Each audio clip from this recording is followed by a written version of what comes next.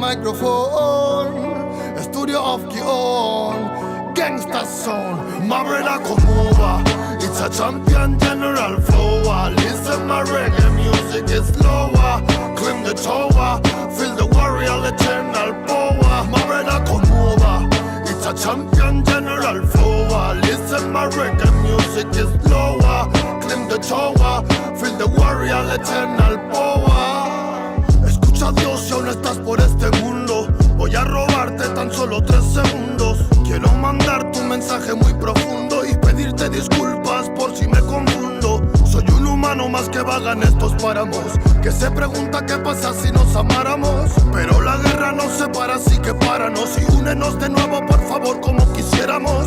Ve al humano maltratar a su mujer, divisa al pueblo roto por su falta de poder. Sigo viendo al niño muriendo sin comer y al rico atragantarse tan solo por placer.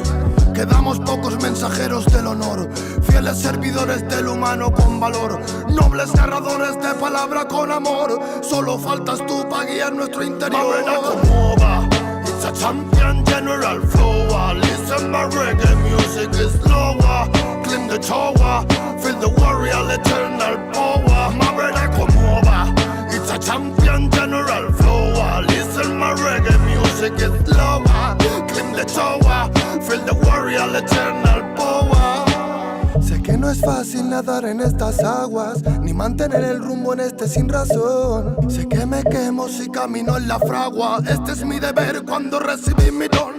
Podría hablar sobre coches y dinero, pero no quiero, por eso soy la voz del guero. Prefiero mantener mi arte mensajero, luchar junto al humilde para destruir el clero. Unos tienen tanto y otros quieren tan poco. Esta melodía me está volviendo loco. Pido a Kion que limpie lo que toco. Él destruye el muro en el que normalmente choco. La tierra muere y morirá callada. Creaste un suelo de arena malgastada. Nos diste ciencia y eso no te avala. Ella da respuestas, tú no dices nada. Sé que mi fe no va mal, pero aquí debajo todo sigue igual. Luchamos por vivir algo que es normal. Por eso lo divino jamás será mortal. Oh, my nigga, feel the rasta, pure nigga, no my nigga. Hey, escuela, haciendo fresco lo que siento desde el alma. Nego, lo siento. Lo sé, señor, quizás hable sin sentido, pero al malvado hay que darle su merecido. Mira al diablo en que me ha convertido, pidiéndole consejos a un desconocido. My brother come over, it's a champion general flow. Listen, my reggae music is lower. Clean the tower, feel the warrior eternal power. My brother come over, it's a champion general flow. Listen, my reggae music is lower. Clean the tower, feel the warrior eternal power. Represent, can't away a city from president. Oh, gangsta shit, gangsta style, gangsta pure nigga, Kion in Selassie. I represent, soul, yes. My brother come over, it's a champion general flow. Listen, my reggae music is lower. Climb the tower, feel the warrior eternal power. My brother come over, it's a champion general flow. Listen, my reggae music is lower.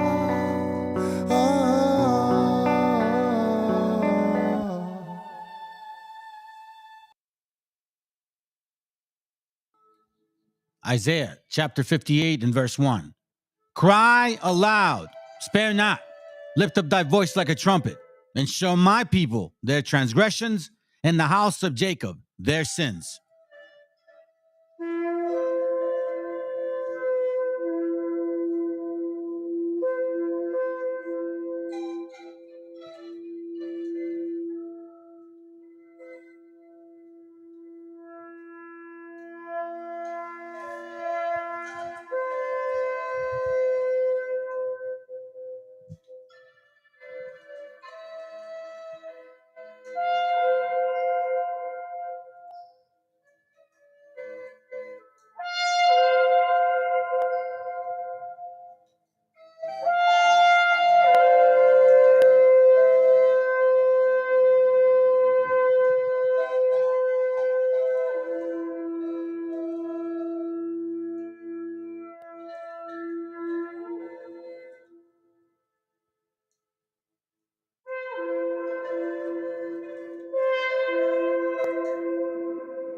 Copyright disclaimer.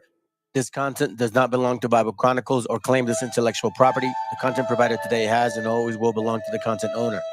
Bible Chronicles does not have any affiliation with the owner of this property. As mentioned, Bible Chronicles did not intend to make use of any material for the purpose of harvesting gain.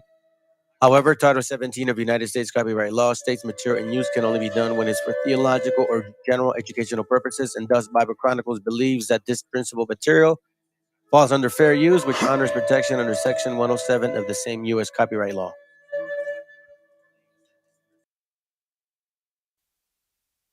Yeah, man, real bomba clock and I set the volume 8. This is the music from the my niggas. Yeah, man.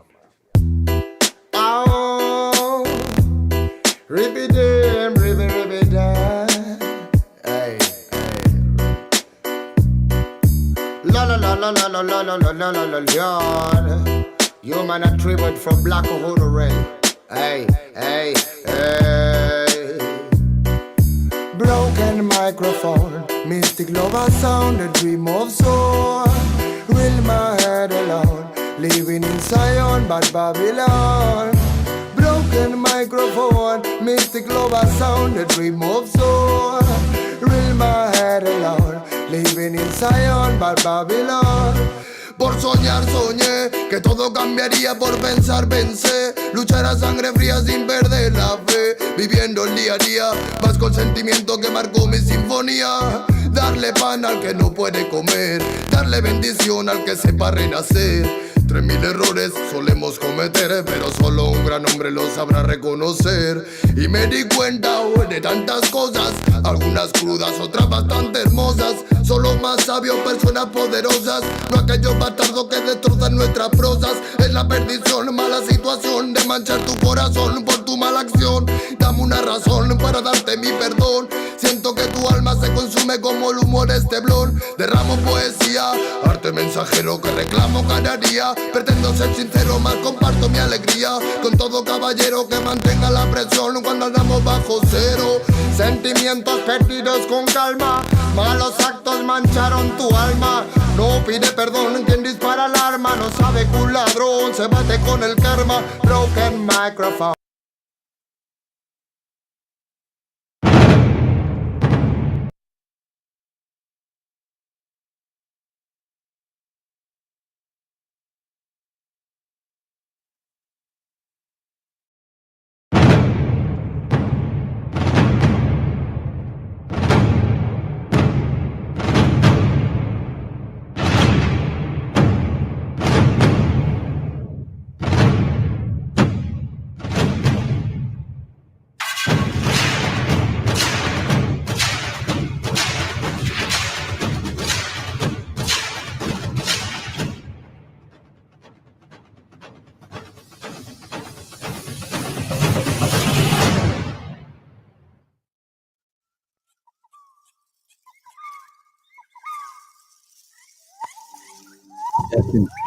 One, two, three. Yo, shalom, fam. For you that are here live with me, or you that will be listening to this later on, appreciate you guys being here today. It's very obvious what the title is. I don't think I need to get into it. The scriptures say, "Thou shalt not bear false witness." And I'm not doing that. Everything I always do in this channel, I prove it. So we're going to let the scriptures talk, and we're going to see their actions speak for themselves. As you know, in this channel, we have been growing tremendously, and I mean it in a very spiritual way, because it doesn't matter how many people understand, keep the commandments, and try. It doesn't matter, because what really matters is the quality, the application that you guys are going through to accomplish that. That's what I look at. And here, I think from what I'm experiencing, talking to brothers, it's happening. All praises to the Most High God for that. So I want to first of all thank the Most High for allowing us to continue to have this channel. You know what I'm saying? So anyhow, what's so funny, fam? There was about, I guess, 3 people waiting, and as soon as I started talking, one left. Bro, do I have bad breath? I brushed my teeth. Damn, man. Believe it. You're impatient, brothers. All right. Well, listen. I got a lot to go over today. I always try to say I'm trying to go fast and trying to finish this, man. I'll do some reading, but I think a lot of it is going to be video. And I'm going to reference some books. I'll read some others as well. I want to remind you guys that there is such a thing as like identifying false prophets, false teachers, or even false prophecies. So let's begin. All right. Let's see here. And shalom again. Let me know who's here, because I am going to put the link up. All right. So just let me know who's here. So let me get into it. All right. Let's start off with Isaiah chapter 26. Sorry, 29. Excuse me. I don't know why I said 26, man. I'm seeing things upside down. Let's begin. Let's get to it. It says here, "Thou shalt be visited of the Lord of hosts with thunder and with earthquakes and great noise, with storm and tempest and the flames of devouring fire." All right. So we are going to be visited in this way. We will, like scriptures say, when the fig tree, that the summer is nigh, earthquakes and all kinds of things, you'll be given kind of saying hints. All right. "Thou shalt be visited of the Lord of hosts with thunder and with earthquakes, I apologize, and great noise, with storm and tempest and the flame of devouring fire, and the multitude of all the nations that fight against Ariel, even all that fight against her and her munition, and that distress her, shall be as a dream of a night vision." For example, verse 8, "It shall be as when a hungry man dreameth, and behold, he eateth, but he waketh, and the soul is empty." You guys know what that means. Those dreams where you're like, oh my God, I'm there, and you're enjoying it. Next, you wake up and you're not there at all. It was just a dream. "Or when a thirsty man dreameth, and behold, he drinketh, but when he awaketh, and behold, he is faint. And his soul hath appetite. So shall be the multitude of all the nations be that fight against Zion." Then it says here, all right, let's continue with the reading. We're going to go to verse 11. It says, "Stay yourselves and wonder, cry ye out, cry. They are drunken, but not with wine. They stagger, but not with strong drink. For the Lord hath poured out upon you the spirit of deep sleep, and closed your eyes. The prophets and your rulers, the seers, have he covered. The visions of awe," keep that in mind, "the visions of awe is become unto you as the words of a book that is sealed." So as you can see here, there will be deep sleep, and the visions of some of these fake ass prophets, excuse that I'm saying that, are going to be prophesying based on a sealed book that it's not out of the Bible, which men delivered to you one that is learned, like what we were doing, saying, "Read this, I pray thee." And he said, "I cannot, for it is sealed." Well, they didn't tell us that. So now, I want to remind you guys of something, okay? I want to remind you of these two topics here: the vision of all and the words of a book that is sealed. Okay? So just remember those two things. So let's continue. The book is delivered to him that is not learned, saying, "Read this, I pray thee." And he saith, "I am not learned." Wherefore the Lord said, "For as much as these people draw near with their mouth, and with their lips do honor me, but have removed their hearts far from me, and their fear towards me is taught by the precepts of men." In case you guys don't realize, the chapter before, okay, this whole thing about precept upon precept, right? Who shall teach knowledge? Whom shall he teach knowledge, and whom shall he make to understand doctrine? Right? Them that are weaned from the milk and drawn from the breast. For precept must be upon precept, precept upon precept, line upon line, line upon line, here little and there little. So check this out. There is a proper way to teach. But you guys just need to read a little bit down too. It says here, to whom he said, verse 12, this is the rest wherewith ye may cause to weary to rest. Let me go over there in this translation here so you guys can get it. Verse 12, he offered rest and comfort to all of you, but you refuse to listen to him. That is why the Lord is going to teach you letter by letter, line by line, lesson by lesson, that you will stumble with every step to take. You will be wounded, trapped, and taken prisoner. Now, why is that scary? Now, I don't know why you guys are just walking over these things. You that are in these schools, and you brothers, this is really mostly for you guys that are not in these schools. But I'm gonna use everything that they do, every action that they commit, and we're gonna put it to test. All right. So here again, so there is a process or a proper way to teach. And there will be people that will use the same technique because the Most High allows it. They will be for those to be broken, snared, meaning trapped, and destroyed. So when you read those things, you should really pay attention to what it's actually saying. Verse 14, wherefore hear the word of the Lord, ye scornful men, that rule this people which is in Jerusalem.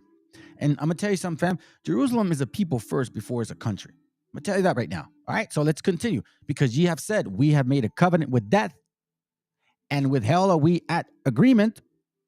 When the overflowing scourges shall pass through, it shall not come unto us, for we have made lies our refuge, and under falsehood have we hid ourselves. And a lot of you guys are really believing this stuff that they're teaching. A lot of you guys are hiding under falsehood. A lot of you guys are saying, I can't wait to go home, Ak. We almost home, man. We almost out of here, Ak. Shalom. Yeah, the F with you nations. Putting feet on people's faces as if you're going to make it. As if you're going to make it. This is why that the gentleman that I used the video, African-American dude, and he's like, we don't show no royalty. We don't have any sense of it whatsoever. Whatsoever. Sure. Oh, man. Well, let's continue. Because we have enough biblical proof now that exposes these demons by the way they teach and by what they say. So let's go to Jeremiah 27. Watch this. I'm going to read it. Let me see how it says it in this translation. Do not listen to property say. Yeah, let's read it like this. It says here. So I don't have to translate it or interpolate. Interpolate. It's a famous Canaanite word. Let's go. Jeremiah 27:9. It says, do not listen to your prophets or to those who claim they can predict the future. Excuse me? Excuse me? Yes. It says, do not listen to your... Hold on, let me turn on the camera. Man, what's up? Give me a second.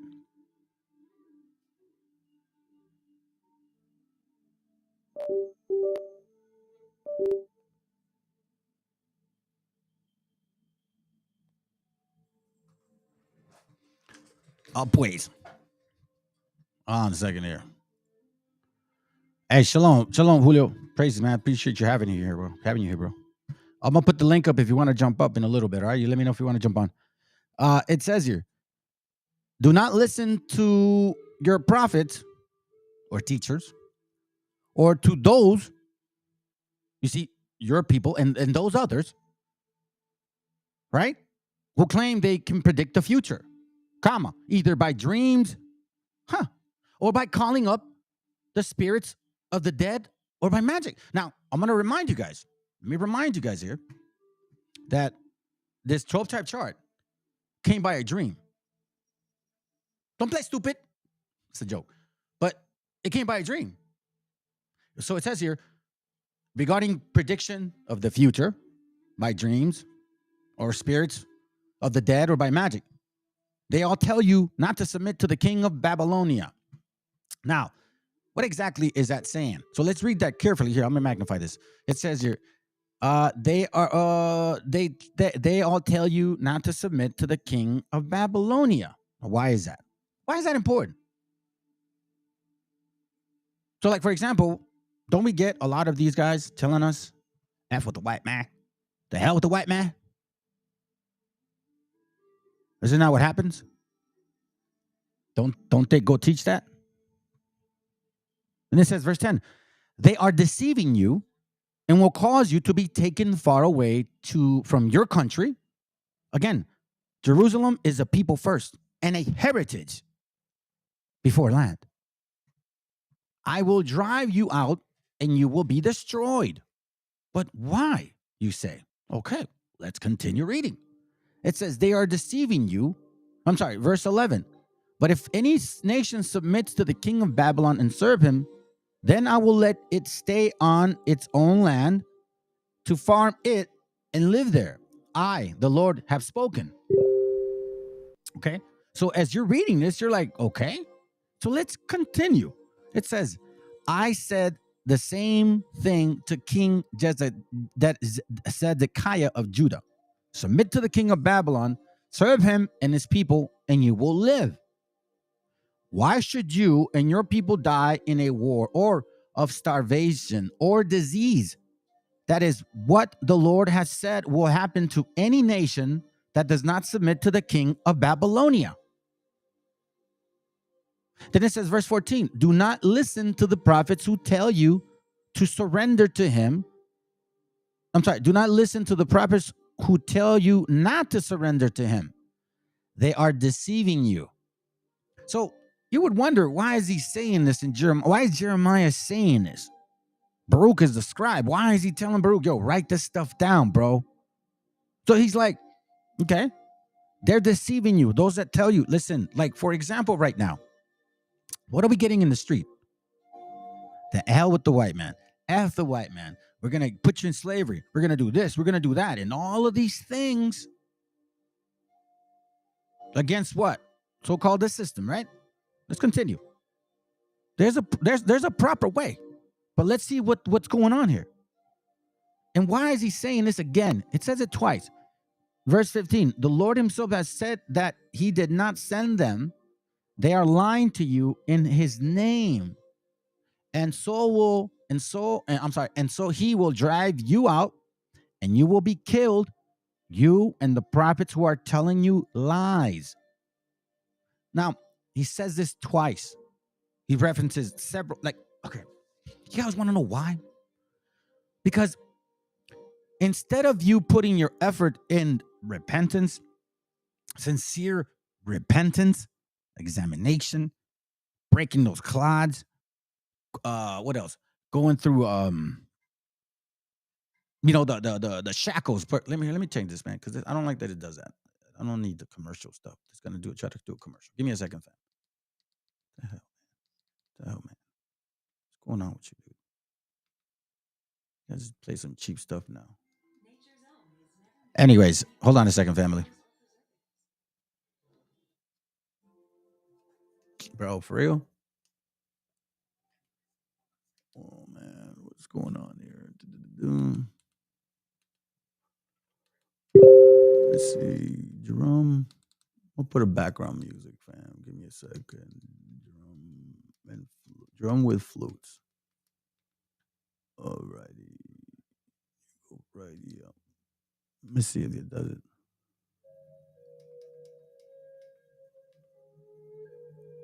Yeah, that's cool. Hey, what's going on? What's a dark screen? I can't see it, dude. All right, there it goes. Sorry, my bad, fam. What was that? Okay, it says here, verse 15. It says, "The Lord Himself has said that He did not send them, and they are lying to you in His name. And so He will drive you out, and you will be killed, you and your prophets who are telling you lies." Here's the reason why, fam. Because when you're being taught to focus on particular things that really don't concern you, you're going to lose the kingdom.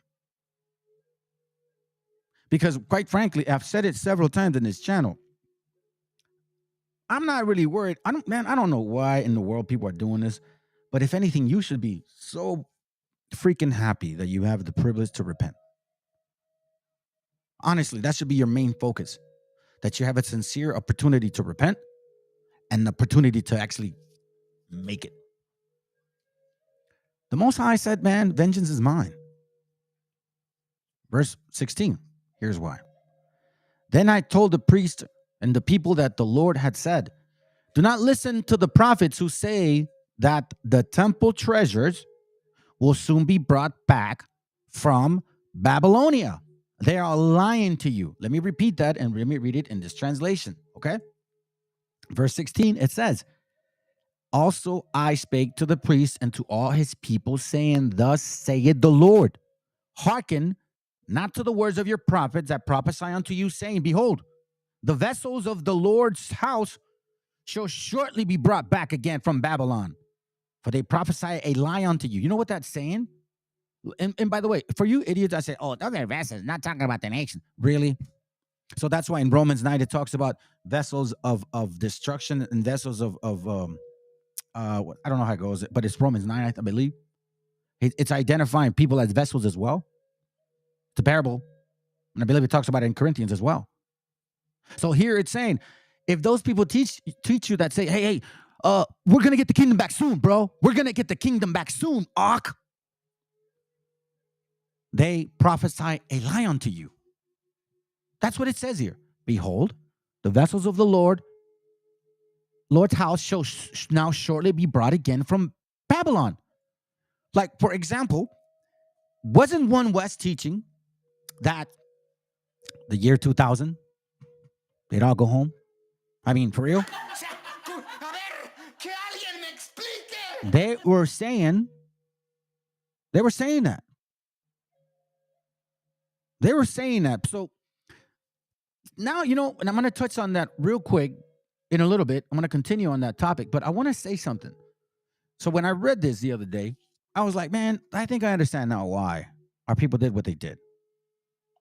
And in regards to the prophecy, too, there was an actual prophecy.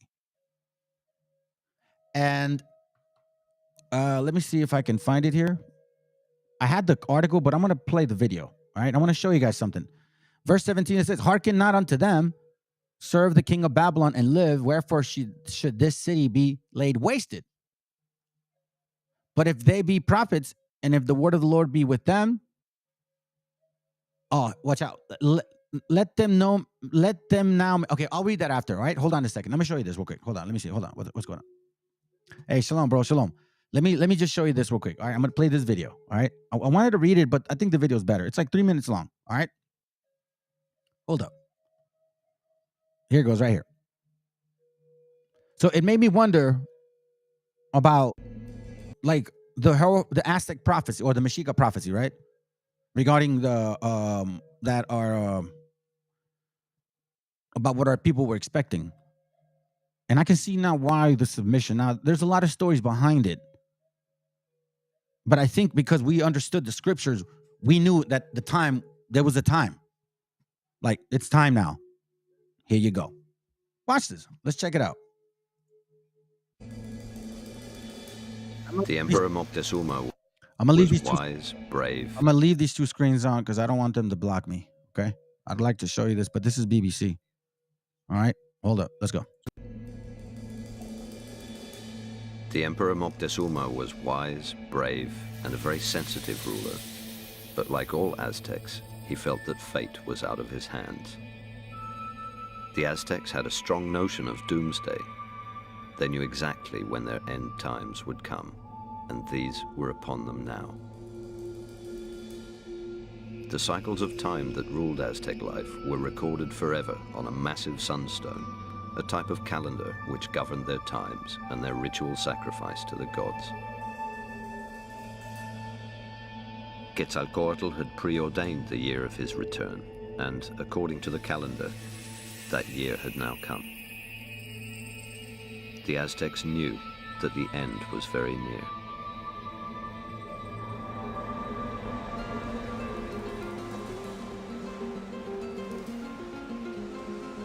Moreover, the Aztecs knew their gods would return from the sea to the east.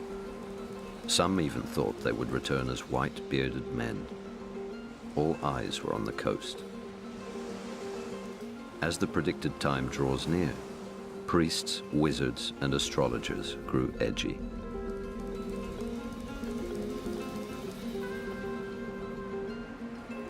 So here in Mexico, for centuries, there'd already been this foretelling that the rulers would come back from the east, would come out of the sea. You have this extraordinary Aztec civilization living untouched by anything, festering, just sort of bubbling in their own juices of suspicion. They're incredibly superstitious people. They're astrologers. They believe they're influenced by all these natural elements. And suddenly, out of nowhere, other very powerful omens start appearing. A trunk full of wonders from another world washes up on their shores. Runners carry it swiftly to their emperor. The comet comes and hovers over Mexico City, very close, burning in the sky. They don't understand that. It's the first one they've seen. An earthquake happens in Mexico City, which is clearly sent by the gods. And slowly, the tension in the place starts ratcheting up. So what are the odds that at the very time their gods are supposed to return, white bearded men landed from the sea to the east in the form of Spaniards, adventurers, mercenaries, and conquerors hungry for gold? An ancient magical world and a new material world were about to collide. So I'm showing you this so you can see that our people had an inclination of what was about to happen.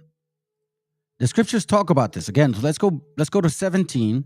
Then we're gonna go to 18, and then we're gonna go back to 16.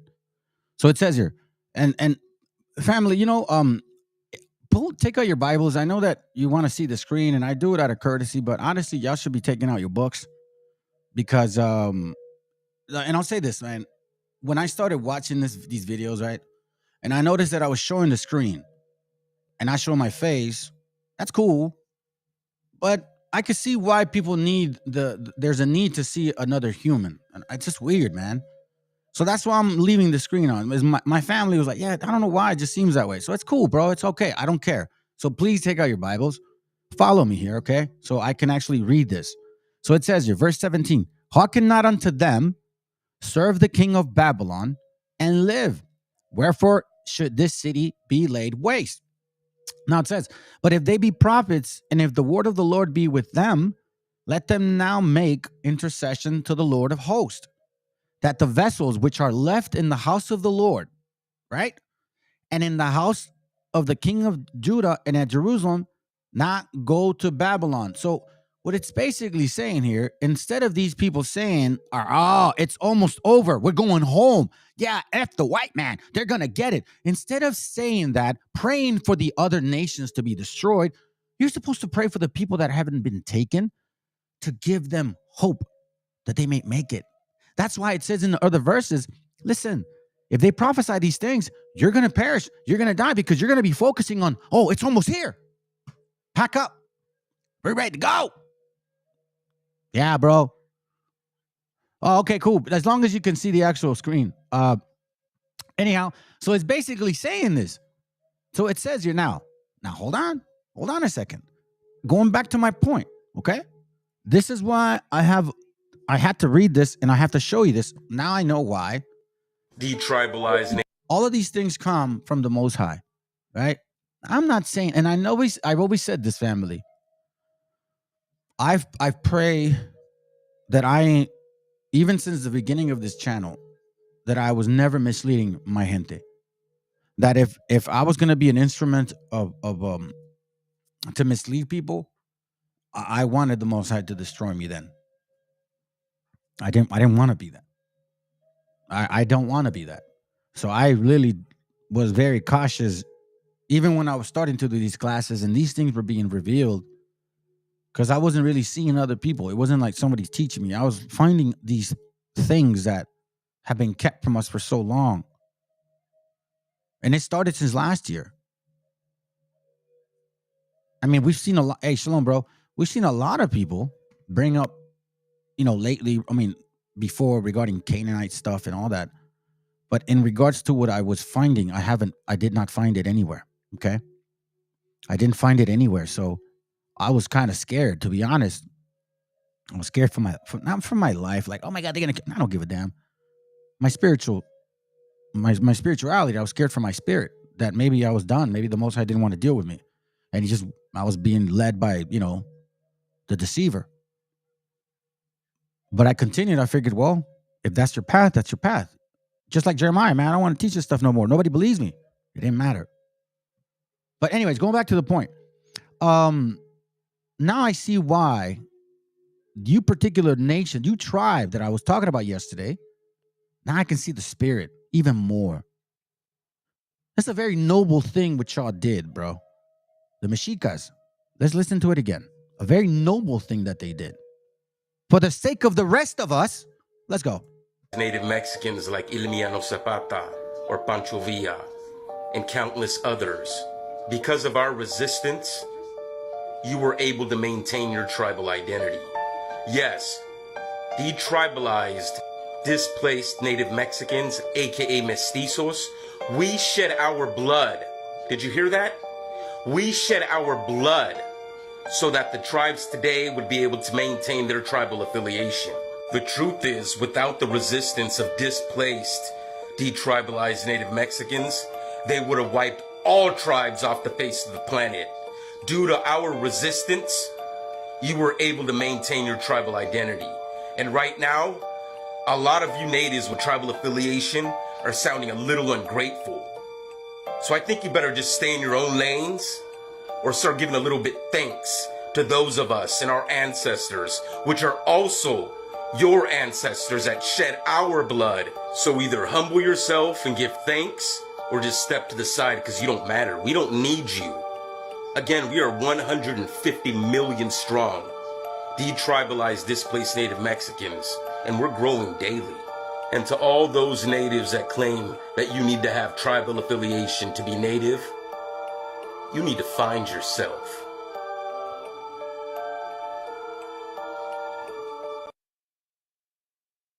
That's a very noble thing to do as a leader. For real. Now, and again, I have this sister, the one I showed you guys yesterday, that she did a video regarding this too. So I guess this is going on. I don't really know, and I don't care. You know what I mean? I mean, obviously I do, but I don't, because that's not our heritage, so to speak, in regards to like our real heritage. This is what we've been picking up. Anyhow, so now it says here, right, in verse 17, hearken not unto them, serve the king of Babylon and live, wherefore you should cry,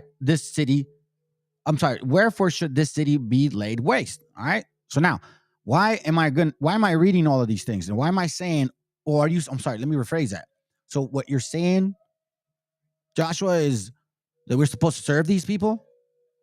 Let's continue. But if they be prophets, and if the word of the Lord be with them, let them now make intercession to the Lord of hosts, that the vessels, meaning you guys, which are left in the house of the Lord, meaning now, and in the house of the king of Judah and at Jerusalem, not go to Babylon. Meaning, instead of praying against them, pray for us. So, let me show you something. I'm glad I kept it. I wasn't going to read it, but I'm glad I kept it. Deuteronomy 18. Here's why, fam. Because by us being told, F them,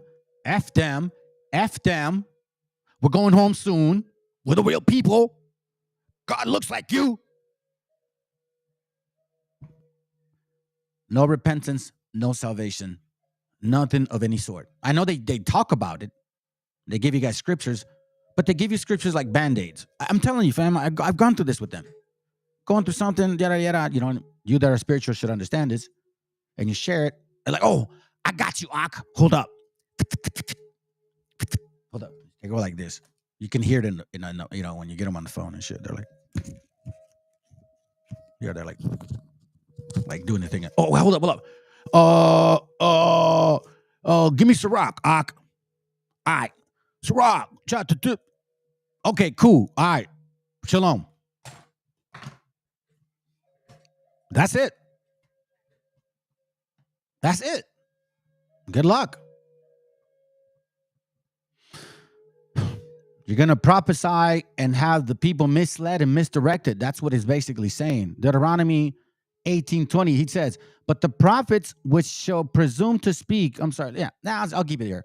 But the prophet which shall presume to speak a word in my name, which I have not commanded him to speak, or that shall speak in the name of other gods, even the prophet shall die. So now it says, and if thou say in thy heart, how shall we know the word which the Lord had not spoken? Remember? It says, well, how do we know who's really teaching and who's not? You may wonder, how can you tell when a prophet's message does not come from the Lord? It says it. If a prophet speak in the name of the Lord, and what he says does not come true, then it is not the Lord's message.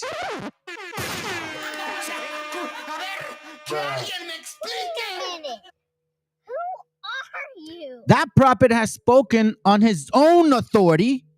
You are not to fear him. So I'm going to remind you, okay? I'm going to remind you, you stinking Canaanites, man. I'm like, seriously, up to my, they say, up to my yang yang. Yo, for real, man. You guys, all right? This is all of you. You cannot hide from what I'm about to show you. You can say, well, we're not part of that group anymore. I don't give a damn. The tree will not fall. I'm sorry, the fruit does not fall far from the tree. Y'all are still claiming that your King Mashah is your king. Well, let him be your king. Because that same man, or whatever his name, I don't care.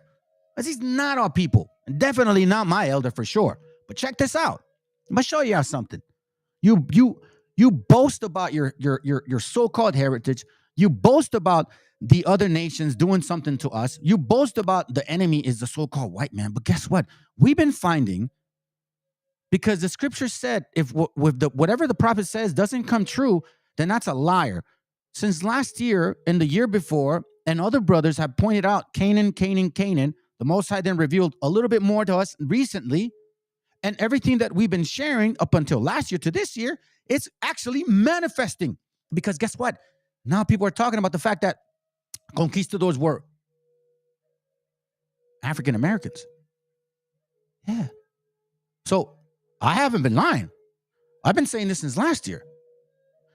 All of us have a lot. The brothers before me came, they shared it. I came in with more info. I pray to God, and the other brother comes in with a lot more than us. Or we're going to grow through this. I don't know.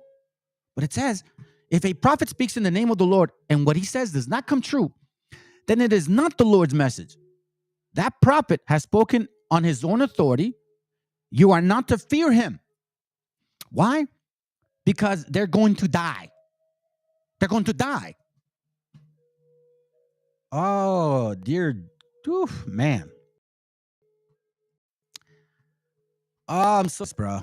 We're going to listen to this. It's 7 minutes long. But we're going to listen to this because this is what they taught. Every single one of you guys from One West. Oh, I'm sorry. Did I hurt somebody's feelings? They stepped away. Oh, well. Well, listen. Here. A matter of fact, hold on. I'm going to put the link up. Hold on, brothers. If you guys want to come through, let me know.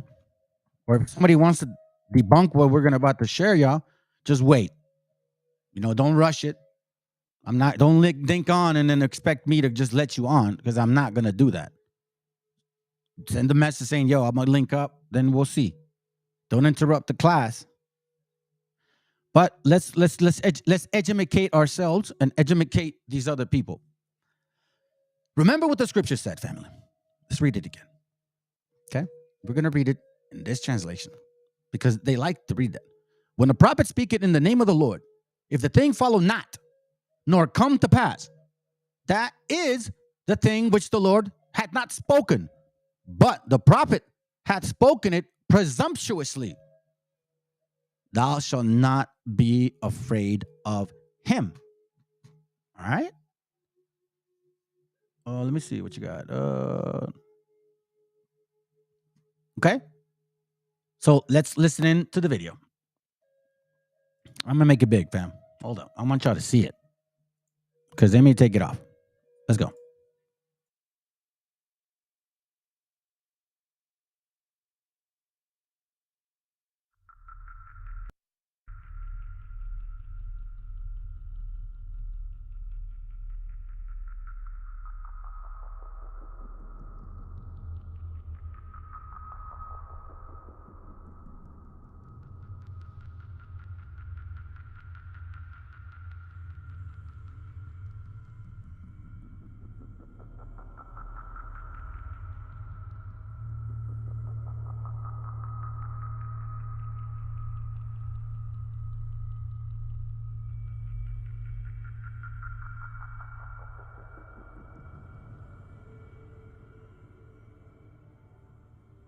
Pay attention. Pay close attention.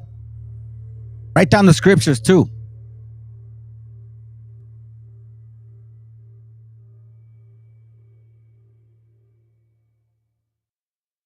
God is going to send his decree in these last days, and that is to totally annihilate America. America will be blown off the face of the earth by the year 2000. It's talking about Judgment Day. That Christ is coming back on a white horse. And he's coming back. And he's going to take down the white man, the Edomites. That's why your Pope is down in the ground. It's going to happen by the year 2000. You really? That's it, yeah. These places that's going to be hit in this thermonuclear war is America. America's going to be wiped off the face of the planet Earth. That's going to take place before the year 2000. That's right. That's going to take place before the year 2000. That's right. That's going to take place before the year 2000. That's right.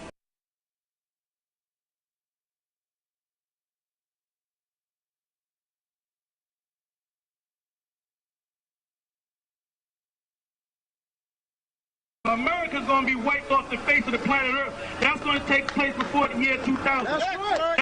That's going to take place before the year 2000. That's right. That's going to take place before the year 2000.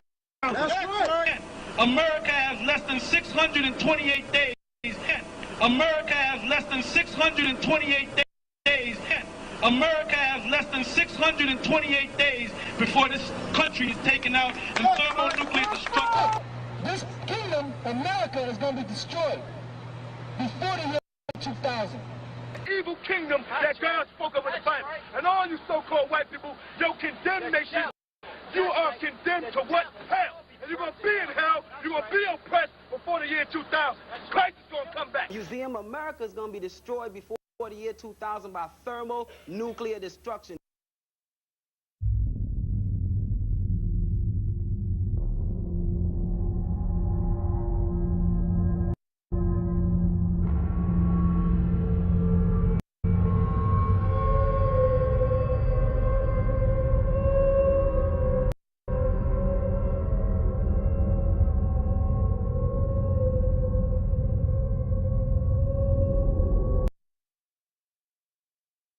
Let's go ahead and read that. Okay? It says, this was bound to happen.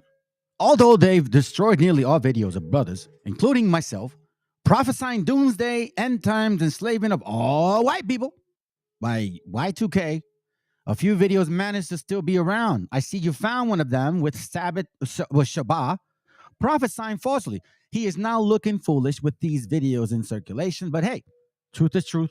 We did falsify, hold on. We did prophesy falsely.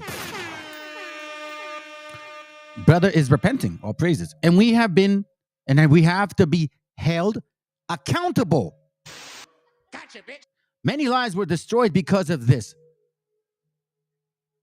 Brothers take that lightly. That's messed up. I didn't even see that part, bro. Damn. Many lives were destroyed because of this. And I know what that feeling is like, fam. Falling to alcohol.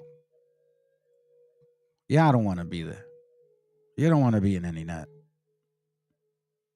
Well, your spirit is so disconnected from the Most High. That shit's crazy. Let's continue. I know I'm making it a thing about this class, but I don't make this lightly, fam. Because some of these are our brothers. That's just a fact. Let's go. Oh. And some of these people may not be our people, but they still want to keep the laws. What is wrong with that? And now they won't because of these fools, because of these false teachers, because of One West, because of Nate, Tahar, a general. What's the other guy? The other two young kids, the dude that looks like a white dude and the bald guy from Sakai. Who else? Oh, and then the well, yeah, I added them in there because honestly, I just wanted to cover space. But anyways, let's go.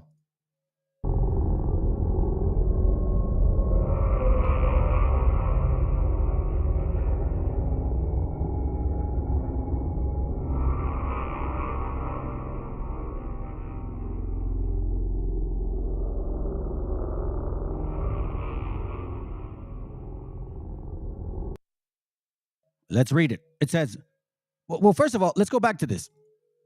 Let's not forget the point. When a prophet, Deuteronomy 18:22, I'm going to keep reading this. When a prophet speaketh in the name of the Lord, if the thing follow not, nor come to pass, that is the thing which the Lord had not spoken. But the prophets that had spoken it presumptuously, thou shalt not be afraid of them. Why? Why should we not be afraid of them, family? Because they're, first of all, they're not our people. Two, they're going to be destroyed. They're going to be destroyed, fam. And I pray to the Most High that you guys have no mercy whatsoever. Because this is who you are. These many false doctrines, false prophecies. And I thank the Most High. Okay, let me say this. I'm going to take a little break. I'm going to say this to you guys, man. For whatever reason, we all have a path. And the Most High, man, he has you. If you are of him, if he has a plan for you, he'll take you even through the depthness of hell. Like where I came from, the ism, right? The alcoholism, man. Anyways, y'all know, bro. Yet he will still get you out of that. You will be like feeling in quicksand. You're like, obey to here. And then he'll pull you out. I was in these rooms 4 years and my spirit didn't bear. I'm just like, man, but I want to keep the laws. I don't like to. Yeah, I did leave a few times, but I was always following them, watching classes, taking notes, even when they were watching, because the Most High watches, obviously. I just couldn't leave. And I know now why, because obviously under that particular spiritual, spell, that false doctrine, it's another spirit family. But it was because maybe he was prepping me for this. It says, those many false doctrines and false prophecies. Matter of fact, there's a scripture that says that they would even convince that they were almost always convinced the very elect. I mean, maybe, I don't know if I am, but Lord willing, just if I am, man, leave the door open, bro. You know what I'm saying? I'm trying to help you guys first. It says, and false prophecies came from false prophets that invented ISUPK, never found in the Holy Bible. Since then, many splits have occurred, rendering ICGJC, founded by Arya, and his trained blasphemy student, Tazakada, whatever his name is. So now, remember, after 2000, IOIC came like in 2003, because Nate came out of that split. The Creator would never have sent a false prophet, Pharisee, to teach or educate the children of Israel in several false doctrines and perverse, unholy prophecies that didn't pan out. I'm not sure why nobody's ever really read Deuteronomy, because it literally is telling you the answer. If nothing of this came true, these guys are all fake as shit. Excuse me, but they are. For example, in the 1980s, when they said that Christ Negro would return a couple of times, and then they moved it up to year 2000 AD, and obviously that didn't pan out as well. When a prophet speaketh in the name of the Lord, if the thing not follow not, nor come to pass, this is the thing which the Lord had not spoken.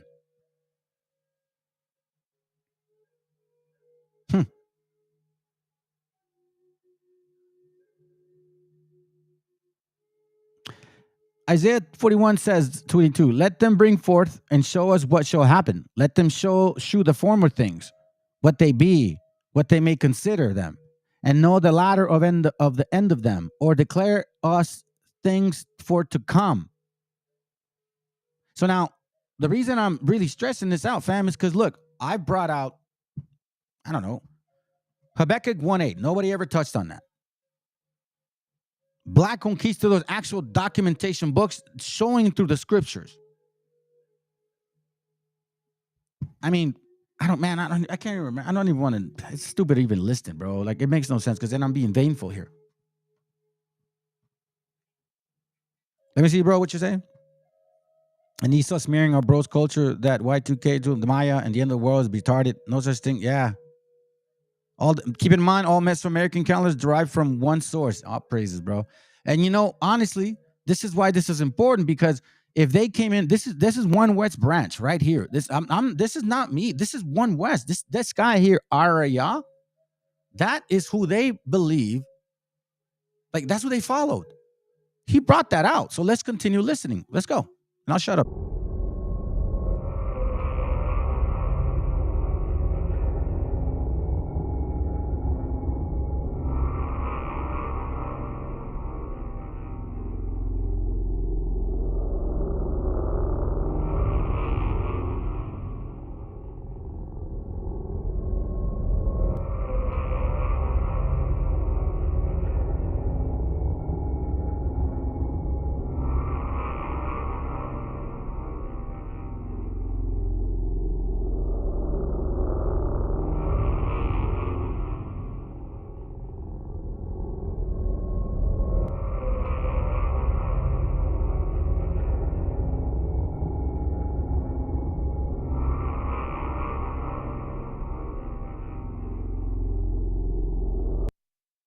Here, let me read it quickly. It says, Dave, was I offended? Yes. I was offended by UPK doctrine. I found out the hard way. I found out the hard way that doctrine was baloney. I lost critical years of my life because of the doctrine. I am a pre-Y2K UPK brother. Many of you are post-2K UPK adherents and quasi-adherents. And you have the luxury of following a revised, improved version of the doctrine. I didn't have the luxury. Thusly, I suffered much loss. Such a much loss. The stakes were higher for UPK cats of my era. I've seen brothers I used to teach with, homeless and mentally deranged, as a result of the failure of the premier and greatest prophecy that impinged on the doctrine. Nah, it's not that, bro. Well, I mean, it's because of this, dude.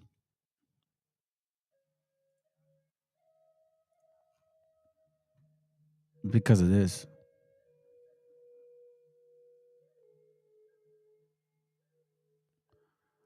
Where is it at?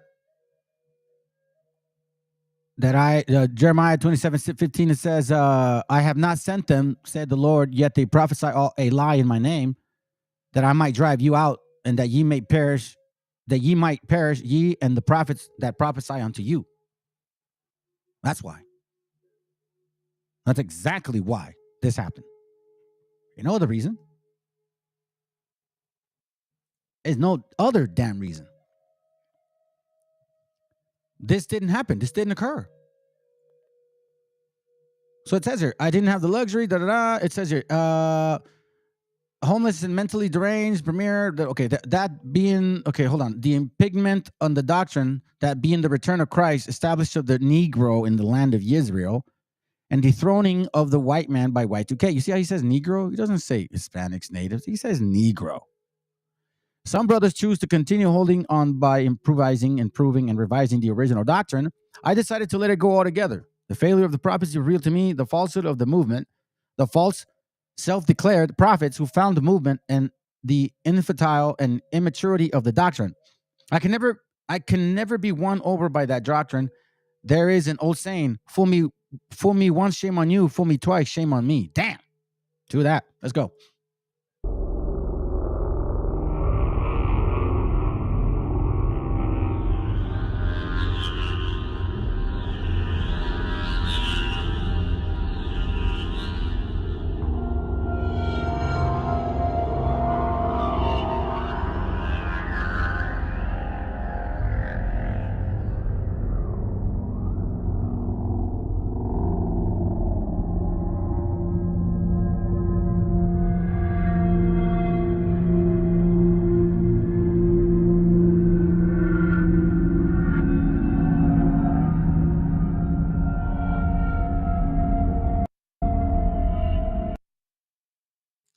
So let's read this. It says, when Mashah died, he was the leader of the House of David, HOA, HOD, whatever. This was the first main split of UPK. Both schools taught Y2K. Though House of David started quieting down a bit as the time approached, and then eventually it was just conveniently forgotten about. Tahar will openly admit those things, as you know. He still thinks that Mashah was King David. I don't have them anymore, videotapes where Tahar teaching Y2K and Ariyah standing right beside him, along with other brothers, including Shaka Khan, I guess. I mean, it's an indisputable fact that UPK as a school, as a unit, officially taught the return of Christ in Y2K. Officially. I'm not lying. Scripture said, don't believe these suckers. Let's go.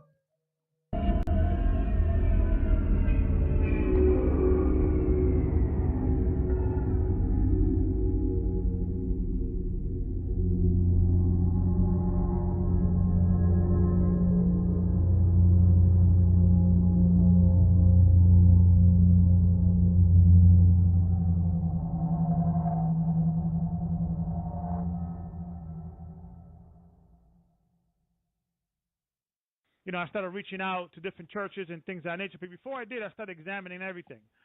All the doctrine that I learned. And the brother would write about Ariyah was one of the pioneers to bring out that Christ is coming before the year 2000, and the understanding of that came from Isaiah, the 6th chapter.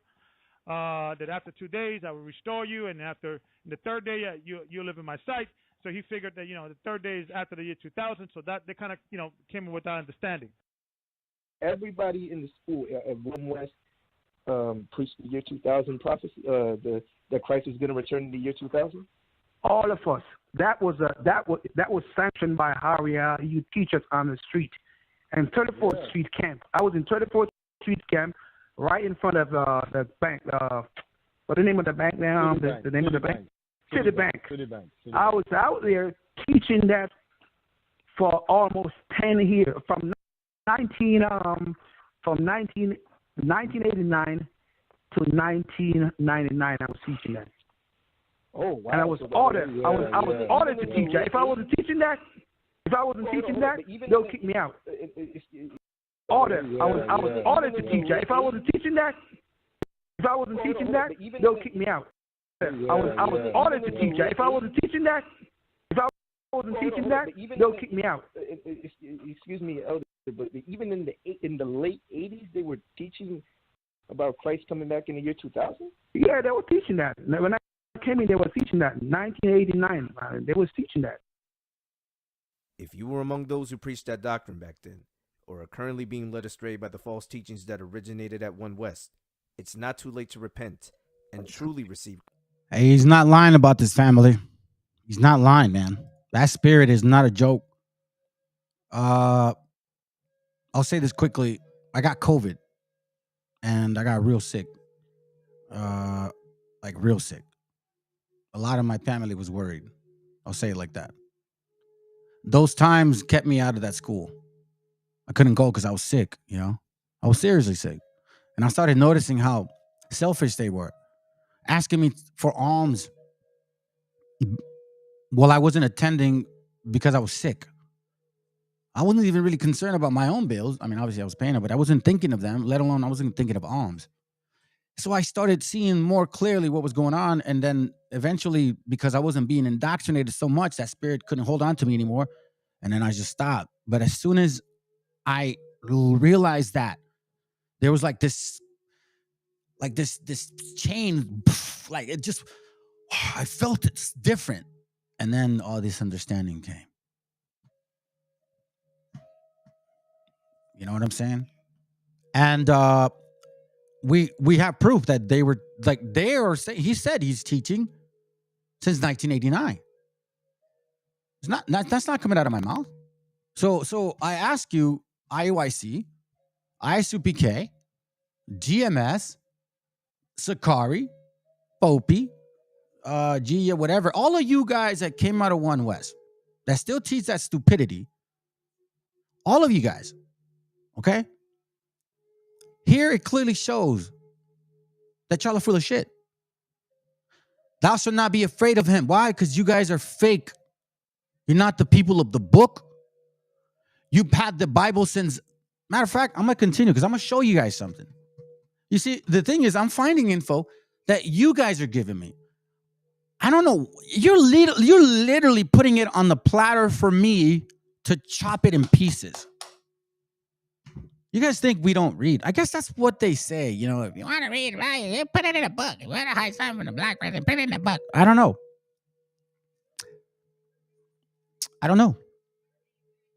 But you know, I've been saying certain things that I've been catching. Who are these people? I think these people are being identified. Check this out. Look at Habakkuk. Look at Habakkuk. Look at Deuteronomy. Look at Deuteronomy again. Look at the black eagle again. Look at these guys. They have the black eagle. Wait a minute. These black Europeans, they knew their language. Deuteronomy 2:8 couldn't apply to them. So it started becoming that way. And then what? Jubilees 9, Jubilees 10, Micah 2, all of these things started coming to fruition. Now we see Jeremiah 27. If this isn't giving us a prime example that we're going the right path, I don't know what is. Because literally the Bible's identifying, if they come this way, don't believe them. The black eagle, that's them. If they know the language of the other nation, that's not the people. Why? Because they wouldn't know them. They wouldn't know them. They wouldn't know their language. They wouldn't know anything about them. Like us, we didn't know anything about them. Yeah. So let's go to this real quick because do I want to go? Yeah, I do. Matter of fact, I do, because there's a point. All right, so let me go here real quick. Hold on, fam. Matter of fact, I do. I wasn't going to read it, but I do. Where are you at? Give me a second. We're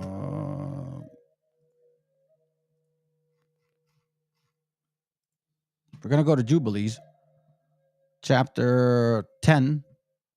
Let me go back. Hold on a second. Apocrypha. Jubilees, where are you at? I go here because it seems to be the easier one, the quickest one to get. Let's go to chapter Children of Noah. We're just going to read from chapter 10, 28 to 34. All right? And I'll read it, fam. It says, and Ham and his sons went into the land which was to occupy, which he acquired as a portion in the land of the south. And Canaan saw the land of Lebanon to the river of Egypt that was very good, and he went not in the land of his inheritance to the west, that is to the sea, meaning the Atlantic, West Africa. And he dwelt in the land of Lebanon, eastward and westward, from the borders of Jordan and from the borders of the sea. And Israel, Jerusalem, all of that area, Palestine, what do we know now? All right? It says here, and Ham, his father, and Cush and Mizraim, his brother, said to him, thou hast settled in the land which is not thine, and which did not fall to us by lot. Do not do so, for if thou do so, thou and thy sons will fall in the land and be accursed through sedition. And by sedition ye have settled, and by sedition will thy children fail, and thou shalt be rooted out forever. Then it says, dwell not in the dwelling of Shem, for to Shem and his sons did it come by their lot. Cursed art thou, and cursed shalt thou be beyond all the sons of Noah, by the curse by which we bound ourselves by the oath in the presence of the holy judge, and in the presence of Noah our father. But he did not hearken unto them, and dwelt in the land of Lebanon from Hamath to the entering of Egypt, his and his sons, until this day. So we see that a very similar spirit of thievery, sedition. You take things that are not yours, that don't belong to you, and yet you want to claim it. Even after we show you, you guys are not it, man. You guys are not it, bro. Seriously, there's nothing wrong with you not being it. Look, your kingdom's done. You'll never rule again. It's okay. You had your chance. You're done. You have to accept it. And I'm telling you from the deepest bottom of my spirit, there's no doubt in my mind that you guys are done. We know who you are. There's no doubt anymore. No doubt. And you brothers and sisters that are out there still doubting, and the hell with you too then. You probably belong in there. You probably are these guys. Look, this is what I'm saying. So if I was saying these guys are this since last year, and none of this came to fruition, then I'll be just like them. If all of these books, that's not true, bro. We haven't found anything. They didn't conquer us. There's no such thing as La Leyenda Negra, Los Conquistadores Negros. That's not true. The Caciques, Maya Conquistadors, those books are not real. Then I'd be a fake prophet.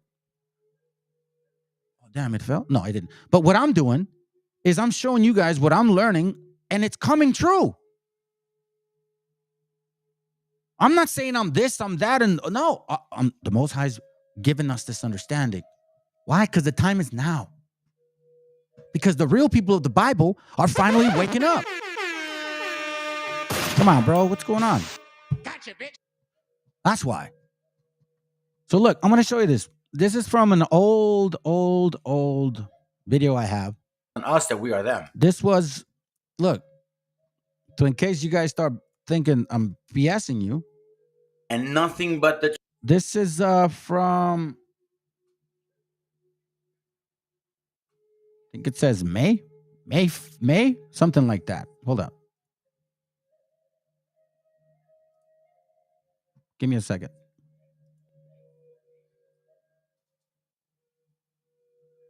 This is in May, fam. May or June. Well, no, it's June. Actually, June, because May was like when I actually had the channel.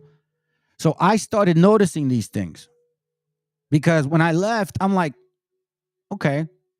So if they're saying we're the same people of the book, well, let me digest you. Let me see what's going on. And all I found was on the contraire, mon frère. Yeah, it does work in mysterious ways. So I keep finding, like I started finding these things. And from this point moving forward, all my research started manifesting. When I started hearing Parta Sequitur Ventrum, I heard it in school, but they didn't care. And then I realized, wait a minute, this applied to our sisters? Yeah. So this was back in last year. And I was like, listen, that's what I'm finding. I don't know, man. I'm a little, you know what I mean? I was like, I'm just going to teach what I teach still. And even this is when I started finding Nate's bullshit. Excuse me, but it's true. He brings books like these out, like, oh yeah, the Jew, but he hides stuff, right? And I'm gonna bring him up again. Because I've caught him on 1, 2, I think 3 books already, or 4. Nate, give up, man. You're a heathen. I've caught you in so many books already. Right? So again, this was, I think it says June, fam. Okay, of 2022. So now, watch this real quick. Somebody brought this book to my attention. And I'm going to show you guys. I'm going to link it up here. And, hey, Meshi, this is actually what their driving force is. This book here. The whole wobble, the Cabo Wobbles, the fish heads. This is what their book is. They base their whole doctrine on this right here. This guy here, or girl, whatever they are. This is called 1 in 3 Amazing Facts About Black Indians of Western Hemisphere outline. I don't know what the word is, but it's an FBI tactic where they give you a lot of information. And I think they did that in the campaign. Supposedly Russia did it. That they give you misinformation left and right, and you don't know what to believe. So it's like a confabulate. You kind of hear a little of your history, and you hear them. You're like, oh, well, it kind of makes sense, and you glue it together, and you believe it. So here, this guy's literally saying the so-called American Indians, the black indigenous natives. Then he's referencing black folks, using people like Canyon, whatever, raised in Chicago. Mother's family comes from... He literally gives up the actual, he says it comes from matriarchal society, so the seed comes from the mother. We know the Bible is contrary to that. So that already told me right off the bat. But then he's like saying, yeah, in this book, yeah, the natives look like a variety of colors. Okay. And then you keep looking and look. And then another thing. My people are destroyed for lack of knowledge, because thou hast rejected knowledge. I will also reject thee. Thou shalt be Hosea 4:6. So let me get this straight. So you guys are saying in this same book, he says that the Europeans were black.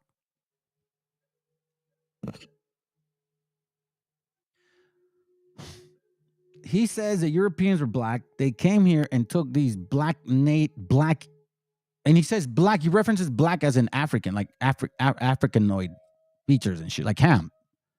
It's just stupid. And then you guys go and use the Bible, like y'all don't look. It's just dumb. But I looked through it. Were not spawned, created abroad. Okay, he says black Indians were not spawned or created as a result of Africans coming to the Western Hemisphere, supposedly, right? But then it says they didn't refer to themselves as natives. The word Indian, blah, blah, blah, blah. Look, all natives or indigenous people of Western Hemisphere, aka Indians, possess different physiological features. Hair texture, bone structure, and skin tone varied. All natives and indigenous people of the Western Hemisphere, aka the Indians, did not and do not have high cheekbones, slanted eyes, reddish copper skin, or straight hair. He said not all natives. All natives of indigenous people of Western Hemisphere did not live in teepees or pueblos. It's true. It is difficult for society to dissect black Indians as being natives or indigenous. No. You see, I don't know why, fam, but apparently you guys, man, you guys really think that Hispanics, if a so-called Hispanic is dark, he has to be black. Like African. We have dark-skinned brothers. Dark. My family. They're not Africans. And anyways, if you guys look carefully through this book, you'll see the no wonder a lot of these idiots are a lot of these people are ignorant. I don't want to say idiots because y'all don't know, but again, once you know, you should know better. Hold up. My camera turned off. Let me go ahead and connect this here now. I'll come back with the camera in a little bit. So as you can see all of these things, right? Hold up.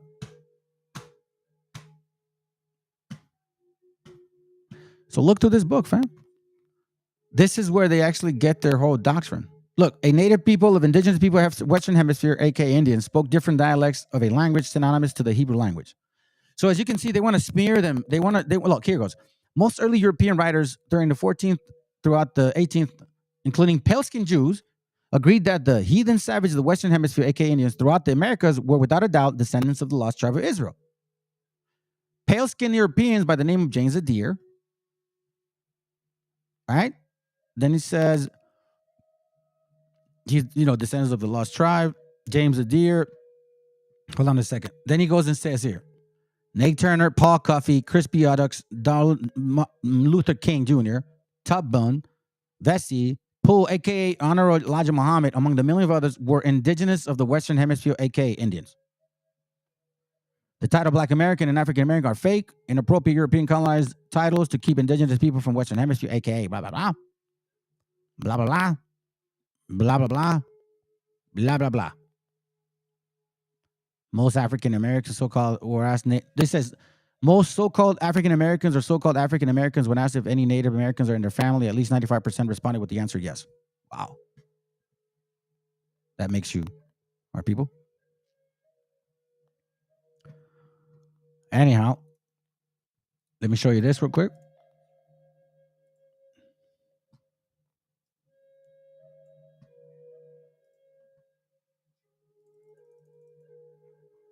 So what's this?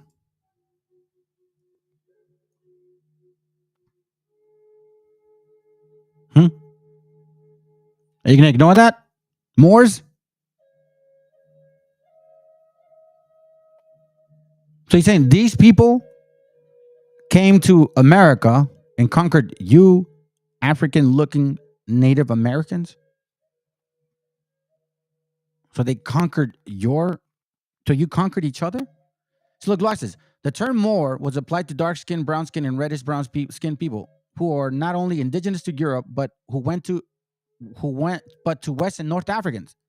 Even black Indians of the Western Hemisphere were also dubbed with this title. That's not true. Indigenous black Celtics, indigenous black Britons, indigenous black Portuguese, black Spaniards, also known as Moors, had a long-time knowledge of indigenous people in the Western Hemisphere. These Moors were all well informed of the different customs, traditions, and languages of the natives of the Western Hemisphere. These dark-skinned Europeans, Moors, were used as buffers by the pale-skinned Europeans to help colonize the New World these indigenous black Europeans, aka Moors, not only solicited the New World to pale-skinned Europeans, but also waged war on the indigenous people of the Western Hemisphere, aka Indians. Is this making any sense to you guys? So you're saying that los negros de Europa esclavizaron a los negros de América, güey? And then certain black indigenous Europeans, aka Moors, that went under such titles as clergymen and European nobility, shared a common consciousness with pale-skinned Europeans. That common consciousness being that the indigenous people of the Western Hemisphere, aka your Indians, were untamed and heathens. You know what's so funny, fam? That throughout this admittance here, they don't realize what black and white people come out like. Like people of different skin tones with a variety of hair texture. You're admitting, look, you see what I'm saying, fam? They're saying to us that, yes, they were black Europeans. They were helping the white man. Didn't I say this? They're admitting it themselves. But at the same time, they're saying that, then they want to then use the Bible and say they're the people of the book. And then they're saying we're the enemies, but yet you're saying that the same people that are black Europeans enslaved you, but they're not your enemies?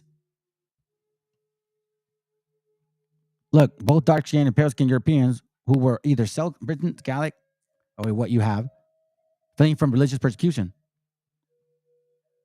And I'm glad this guy's saying this because I'm going to show you guys something right now. Certain Moors helped to navigate Christopher Columbus' voyage, and I do believe that because they're navigators. These Moors went to Tarshish. These are the Phoenicians. When you look at Spain, it used to be Tarsia. And these guys, these Moors, these Canaanites, these Phoenicians were merchants, and they would travel to the Isles to dig for tin, gold, and silver in the Isles of Tarshish, which is Spain, and the further islands.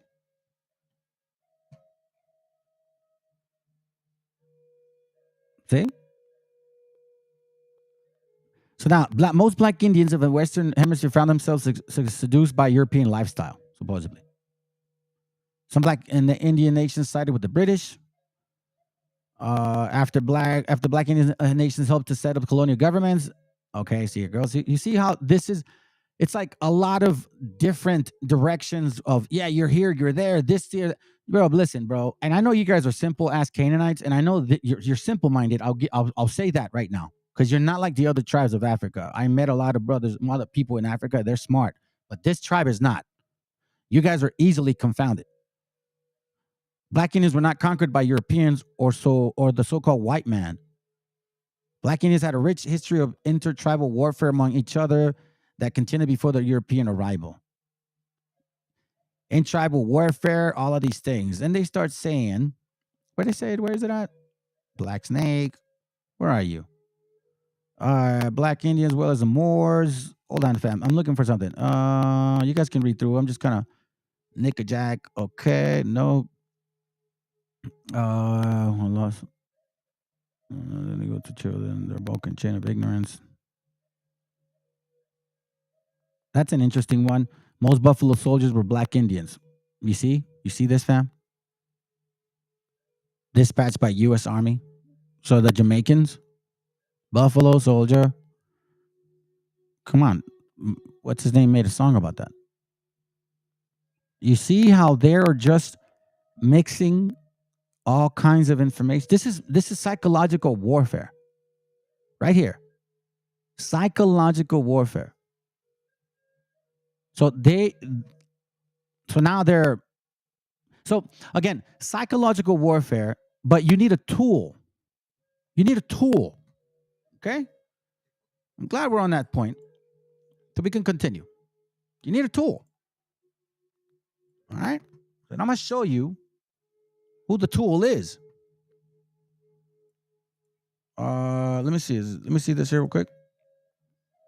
Oh, okay. All right. Breaking news, TikTok. We got an update about this. Here's one of the tools here. This idiot. His mama is white, by the way. Which is okay, man. It's good. But stop saying you're our people. All right. So he tries to come out all smart and shit. And all the this book, The 100 Indian of the West. I actually read them, bro. And it has nothing to do with a lot of the stuff. So he's talking about some Etsy. Oh, yeah, you got to order that book from Etsy.com, blah, blah, blah. And you see, this is how dumb they are. You know where I found the book, fam? I just Googled it. That was it. And I downloaded it. Now they make people to purchase it. I don't know why. Anyways, that's how I got the book. So you see, it needs tools. It needs tools. It needs tools. I'm going to show you something real quick. Okay? This is my son. His name is Eric. He's 22 now. He has natural olive brown skin. Okay? Natural olive brown skin. When he tans, he gets very golden brown, like copperish, like olive. And see, and he has light brown hair, and he had blonde hair. Okay? Now it's darker. My other son, he's not like this. He's kind of pale. Skin, pale. But it's because we have, I don't want to get into science, but I'll say it, we have the DNA to bring this kind of beautiful thing. Children of a variety of colors and textures and hair colors. And that's what he said in that book. Now, I'm bringing this up, fam, because the Bible said we're going to be dealing with people like these.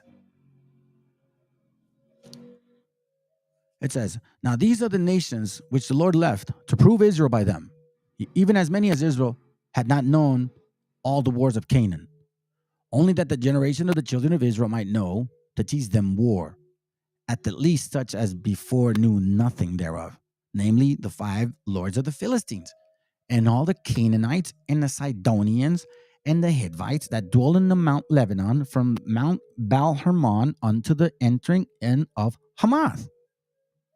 So we're seeing that this was meant to be, because we have people that would not know anything about psychological or spiritual war. So somebody had to come out of that room, or some of us who have been in that room. I haven't really found anybody else, to be honest, who would understand the psychological war and teach you guys what they've been doing. This is why it's to prove Israel. There's no other reason. Let me show you this real quick. Look, these guys have been mixing forever. This is from the famous book that Nate likes to bring out. Page 296. The rapidity with the color changes is seen in the English colonies of North America. It is not 250 years since the very first colonists arrived in Britain, and much shorter time since the ancestors of those present New Englanders crossed the ocean. And yet they have lost the clear complexion of their kindred beyond the waters, and acquired much of the hue of the southern French and northern Spaniards, so that if a assemblage of each nation was placed side by side, there could be no difficulty whatsoever in distinguishing them by their complexion alone. With respect to the intermixture with the Indians, we know that, as a matter of fact, that it never took place. Really? Matter of fact, you know what? I'm going to leave this here. Never took place, huh? So now, let's read this in Micah. Let's see what they're doing. This is Micah 2. And I read this to you guys a couple days ago, but I'll read it again, okay? Let's just go to Micah 2 real quick. Let me see where I want to be. Let me see. When the peace land. Okay, here goes. Micah 2:1. It says, what sorrow waits you who lie awake at night, thinking up evil plans? You rise at dawn and hurricane them out, simply because you have the power to do so. We know who that is. When you want a piece of land, you find a way to seize it. Manifest Destiny. The 1848 war. You know, when you start talking like that, you realize what these guys have been doing. They've been seizing land, taking it out of their authority. And it wasn't just one nation, it was 2.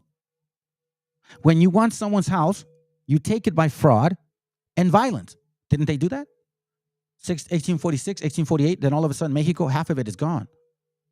When they came here, they said, yeah, we're going to help you guys. But they gave us pestilence. Thanksgiving is really that. They want to eat us. They want to eat. They want to sit down and eat, and then they kill us. They feed us and kill us. Now, the white one tells us to leave, and the black one says, leave your shirt while you're going, while you're out the door. Yeah. They take it by fraud. You cheat a man of his property, stealing his family's inheritance, because this is our heritage. This understanding, these lands, our food, our people, our wisdom, our knowledge, our harvesting, our dialect, our hair, our style, like everything. Now you want to be us. It's funny because I thought we were just beaners and wetbacks. Then it says, but this is what the Lord says. I will reward you evil with evil. You won't be able to pull your neck out of the news. Out of the news. Out of the news. What is that? Let's get another hint, fam. What does that look like? Who can you attach this to? Who used this and attaches it to them? We know we went through this, but then now they want to play the part that they went through this. Well, Micah 2 says that these guys that steal from you, right? That claim that this is their land, that this is their heritage, that this is their Bible, right? It says in Micah that you cheat a man of his property, stealing his family's inheritance. But this is what the Lord says. I will reward your evil with evil. You won't be able to pull your neck out of the noose. You will no longer walk around proudly, for it will be a terrible time. After 1865, now we see the drop of this tribe. You see, I've been finding, watch this real quick. I'm going to jump on it now, matter of fact. Because, and I've told a couple brothers to watch this movie. It's called Antebellum, right? Wait, hold on. Oh,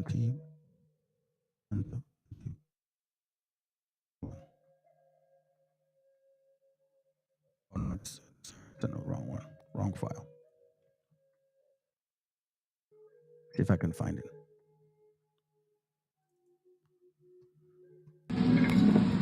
I understand you think you are the... I need you guys to watch this movie, Antebellum. Okay? This movie, this girl here, right? She's having an interview with a Caucasian woman. And they're talking as nations. Okay? I want you guys to pay attention to that. All right? Because in this very same movie,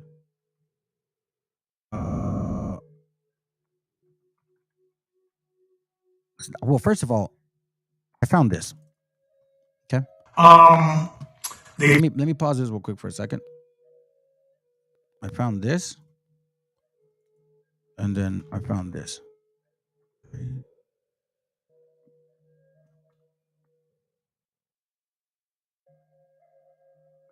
All right, this.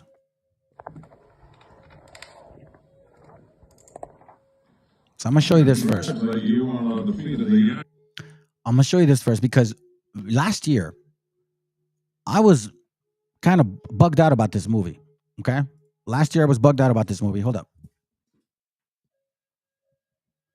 I was bugged out about this movie because I was catching things in it that I was like, wait a minute, man. It's telling me something else.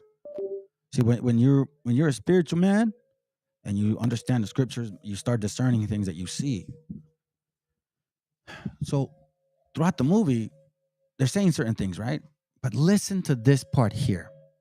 So I'm not going to ruin it for you guys, but this is a scene where they're playing the Civil War, like reacting to Civil War again, okay? Listen to what they say, all right? It's 1 minute 21. Hopefully, if they start kind of like trying to block me, I'll move it around. But let's just listen to what he's saying. Let's go. It's at the end, but I want to show you guys the whole thing, and then I'm going to show you the video that I showed you earlier.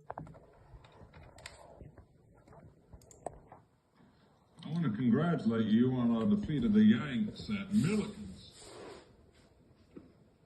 This is what victory looks like.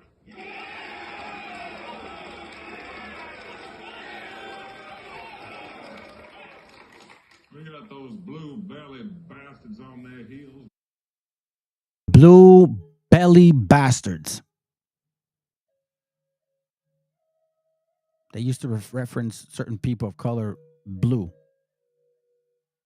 Now they're going to try to reference it as the jackets, right? But it's something else. Watch. Because in this movie, they're trying to remind them. So let's go. Washington in our sights. But we must never relent.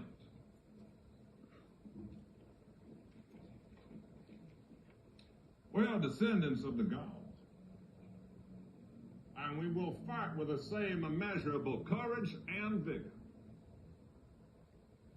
We will sacrifice our blood and fertilize this soil of our homeland. This is the only hope we have of retaining our heritage, our way of life.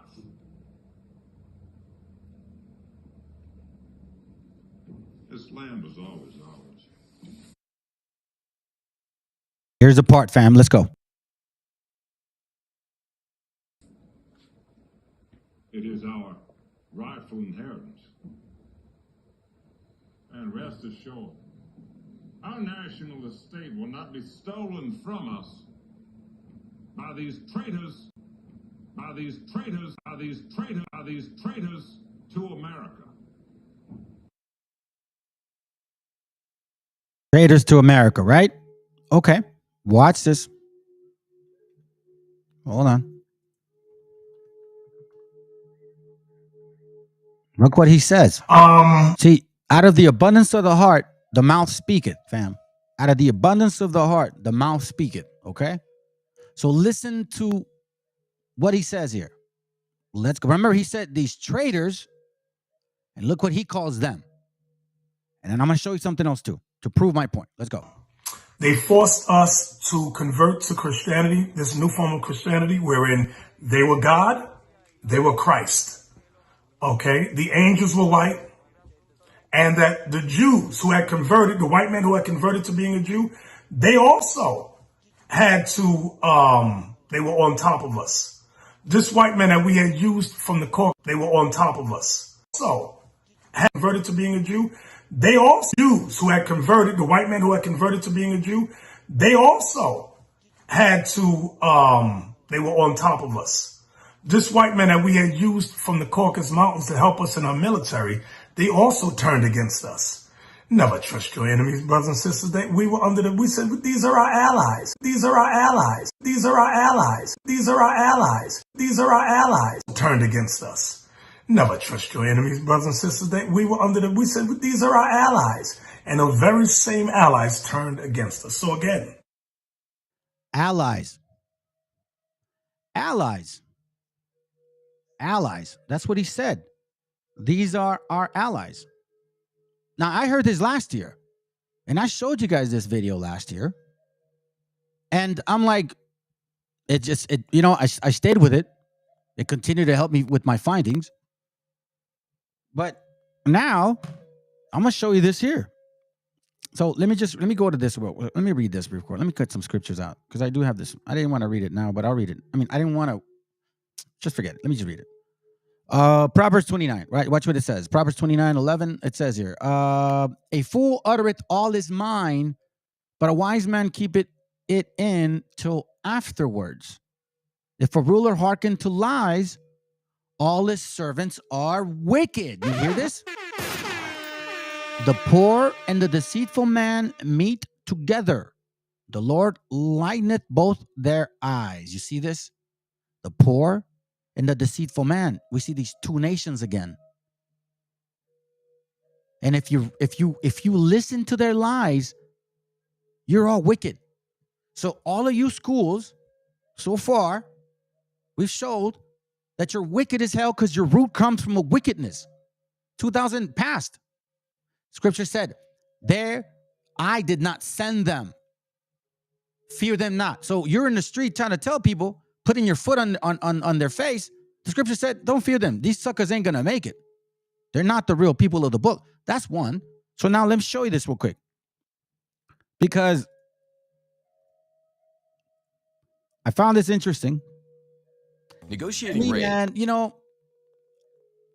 I try to move on from topics, but It's like the Most High just like, nah. This can be stressful and time consuming. Not yet. Not yet. Not yet. All right. So here, we're going to see what this guy does today. He goes to this this channel called African Diaspora. Okay. So these guys are the same guys. Let me see if I have it. Hold up.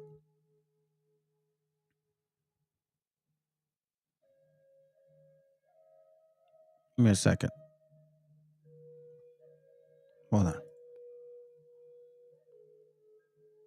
Let me see.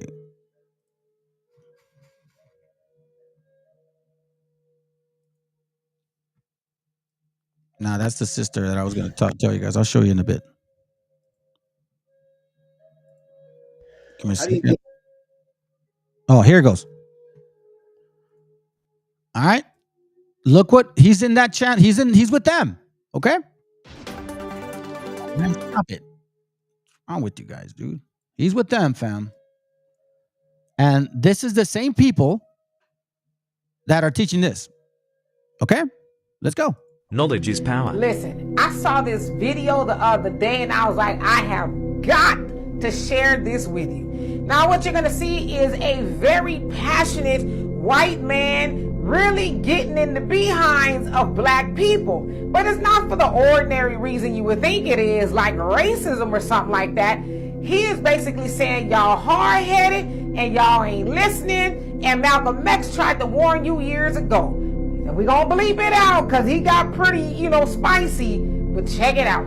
Interesting to see the black communities in Chicago and New York screaming bloody murder now because these illegal immigrants are coming into your towns, being sent into your towns to take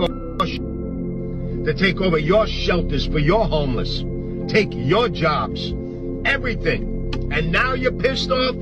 I've been warning you folks, you black folks in the inner cities for years. The white liberal politician is enemy. Malcolm X said it in 65 in a speech. The white liberal is the black man's enemy.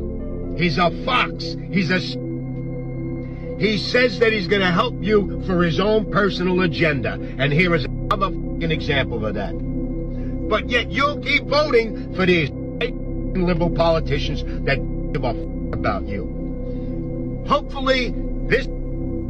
So yes, you heard him admonish the black voter and saying, Malcolm X told y'all in the 1960s, the white liberal will use y'all for their agenda. And he pointed out Chicago and New York. Now y'all whining and crying about the immigrants coming over there and taking the spot and taking over and inundating the neighborhoods.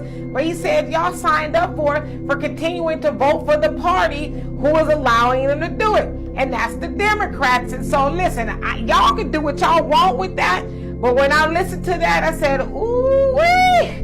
Because how is it that man, a very white man, might I add, invoked that of Malcolm X to indict the black community for voting for oppression? Because that's what we do when we vote for the Democratic Party. And if you don't believe me, go look up what's going on in Chicago with the immigrants and all the other Democratic states like New York. The immigrants are taking over there too, and the people that we as black people vote for the Democratic Party, they are saying, what we got to do for them, we got to allocate all this money and take care of them, put them up in all these hotels and stuff. So again, this white man, I mean, he's almost as mad as we are about the Democratic Party. But you know what, though? I get his frustration because it's like, how y'all keep voting for something that's bad for you? How? Like, make it make sense. So that white man brought up Malcolm X to convict black people about voting for the Democratic Party. My God. So anyway, y'all tell me what you think of this. This is one of many that they posted about our people. Just complaining. All right, so here we have Nate the Snake from IOIC. Here, maybe show my face. Nate the Snake from IOIC. Okay. I don't hide from anybody. So this Nate the Snake went to these guys. And in this video, he says a couple of things. Typical, Canaanite doctrine, right? But then he brings up 2 books. And that's actually one that I care more about. The other one I don't give a damn. Well, yeah, 2 of them. Actually, that's one. So let's listen in. I'm gonna go into pieces. All right, I'm not gonna listen to the whole thing. Let's go. Let's start off with what he says.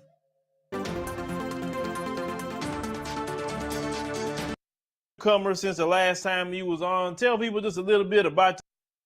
Since the last time he was on, so he knows that their doctrine, that their what's it called?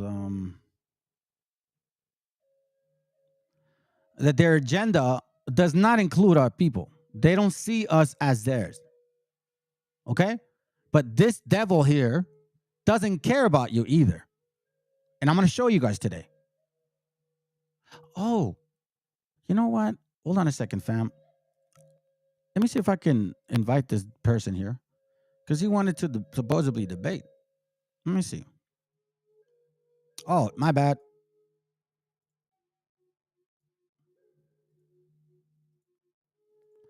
My bad, fam. I didn't mean to do that. Let me see if he's there.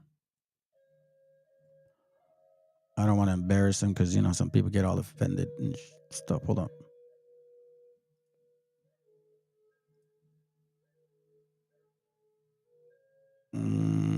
Here goes. Give me a second.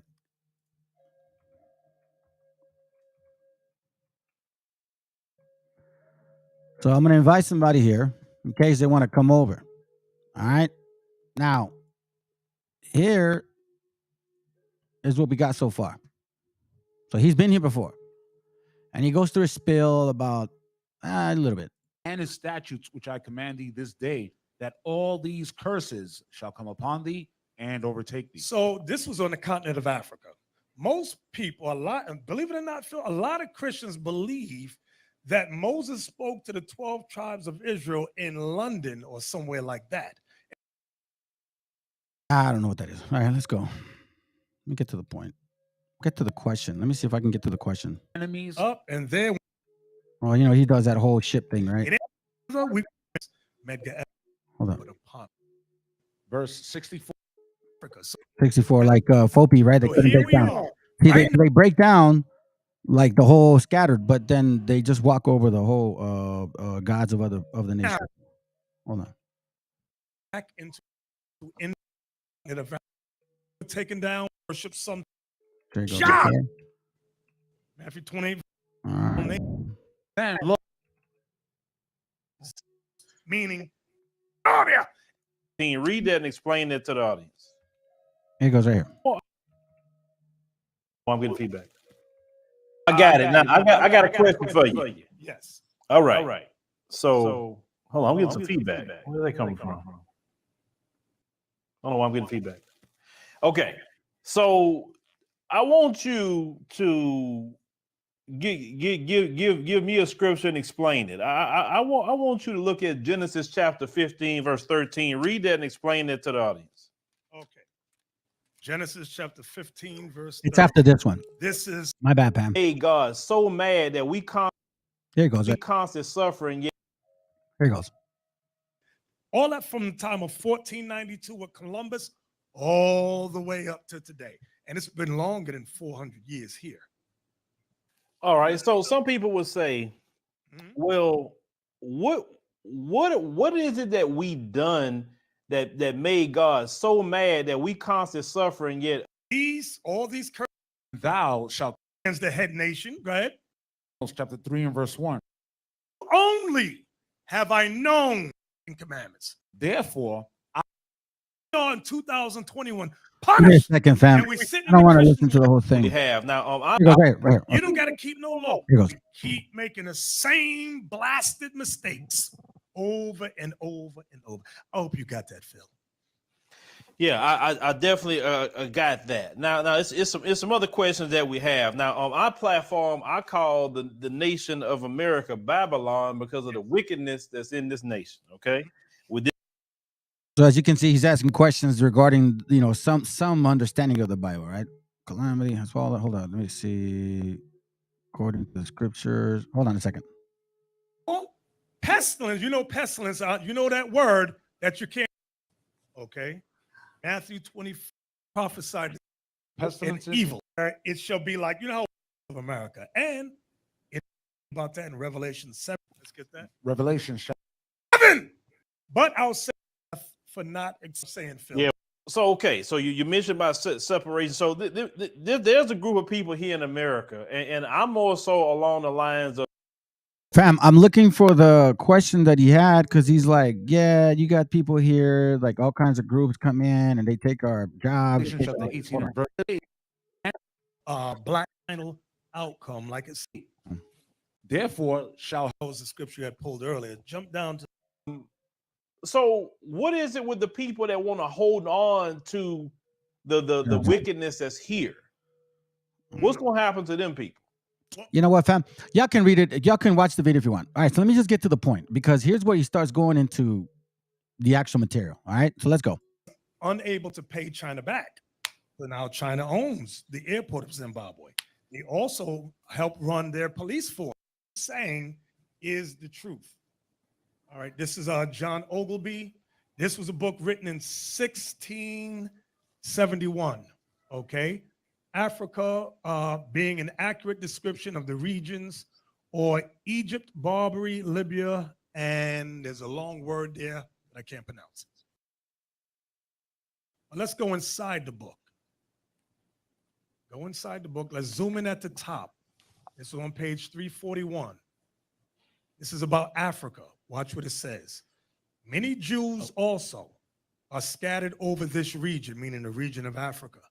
Some natives boasting themselves of Abraham's seed, inhabiting both sides of the river Niger.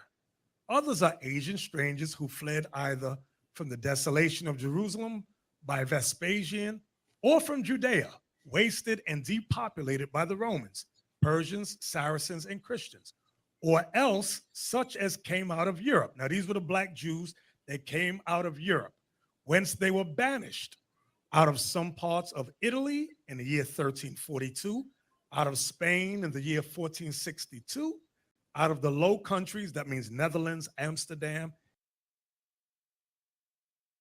All right, so here's the first book. Actually, he brought three of them. I didn't even care too much for this, but I'm gonna debunk every single one of these books, fam. Okay, every single one of them.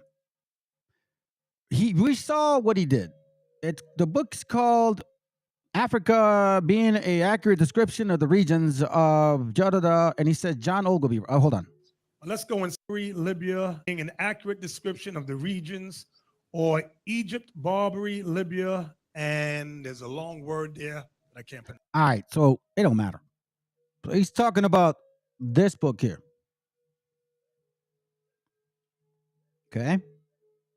He's talking about this book.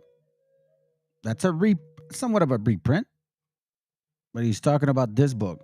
It's an old book, 1600, right? He said 1600. All right, here we go. It's a geographical history of Africa, written by John, right? Is it the same one? African regions? Let me see.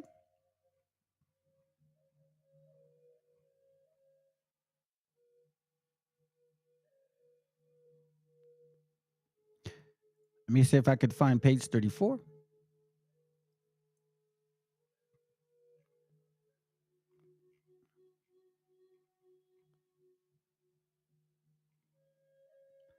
If this isn't the book, then I'll consider dissecting it more. This is page 34. The one thing about this book, I will tell you, that even though it says page 34, it's not necessarily page 34 of the whole book. I think it comes in chapters. Because I recall finding page 6 twice. Let's see.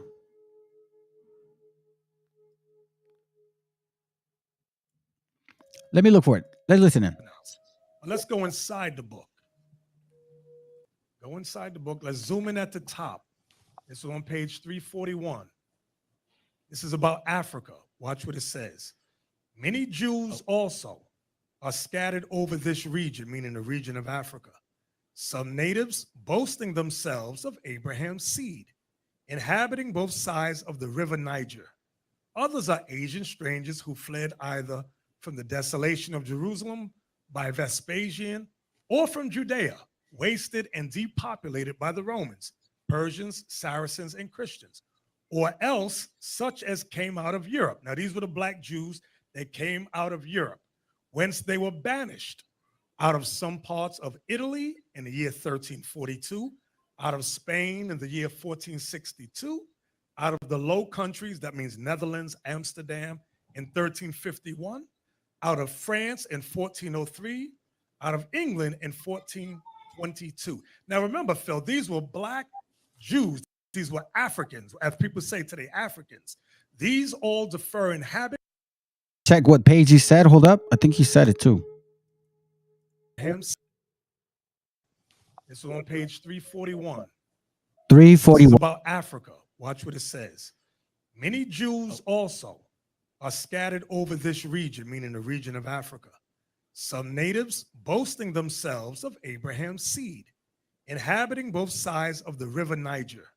Others are Asian strangers who fled either from the desolation of Jerusalem by Vespasian or from Judea, wasted and depopulated by the Romans, Persians, Saracens, and Christians, or else such as came out of Europe. Now, these were the black Jews that came out of Europe, whence they were banished out of some parts of Italy in the year 1342, out of Spain in the year 1462, out of the Low Countries, that means Netherlands, Amsterdam, in 1351, out of France in 1403, out of England in 1422. Now remember, Phil, these were black Jews. These were Africans, as people say today, Africans.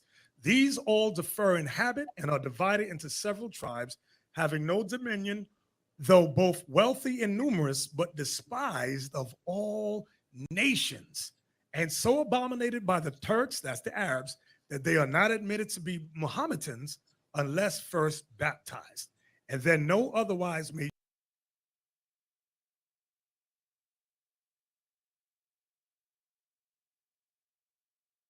use of than to receive their customs and gather in their taxes. So this book was written in the late 1600s, that many black Jews which lived in Africa were kicked out of Spain, Italy, the Netherlands, France, and England.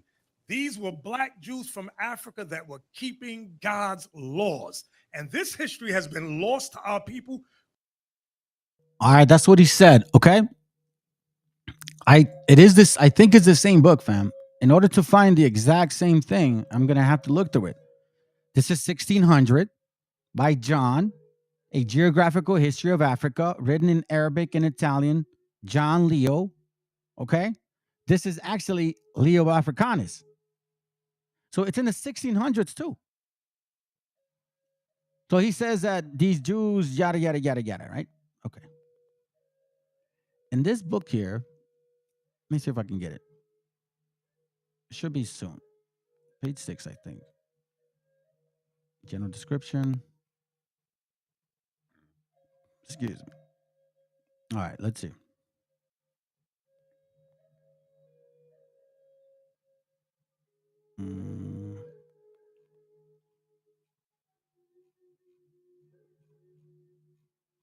Give me a second, fam.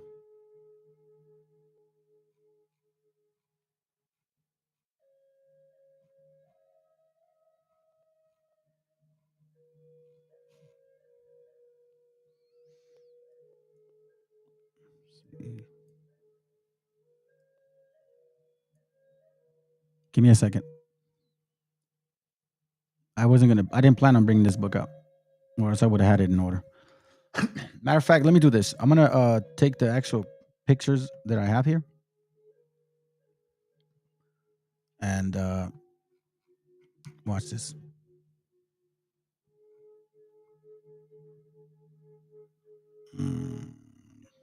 Hold on. It's from that book, 1600. Remember that, okay? 1600. Don't forget. I'm almost done, fam. I'm almost done.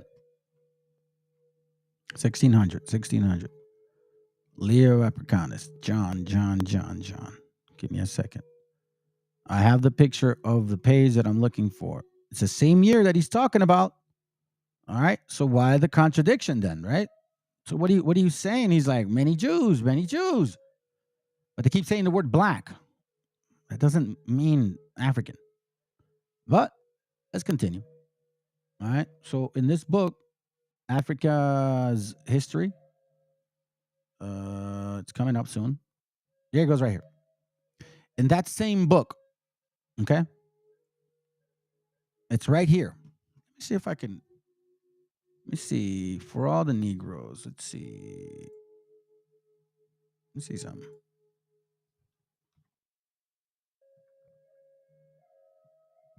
Let me see.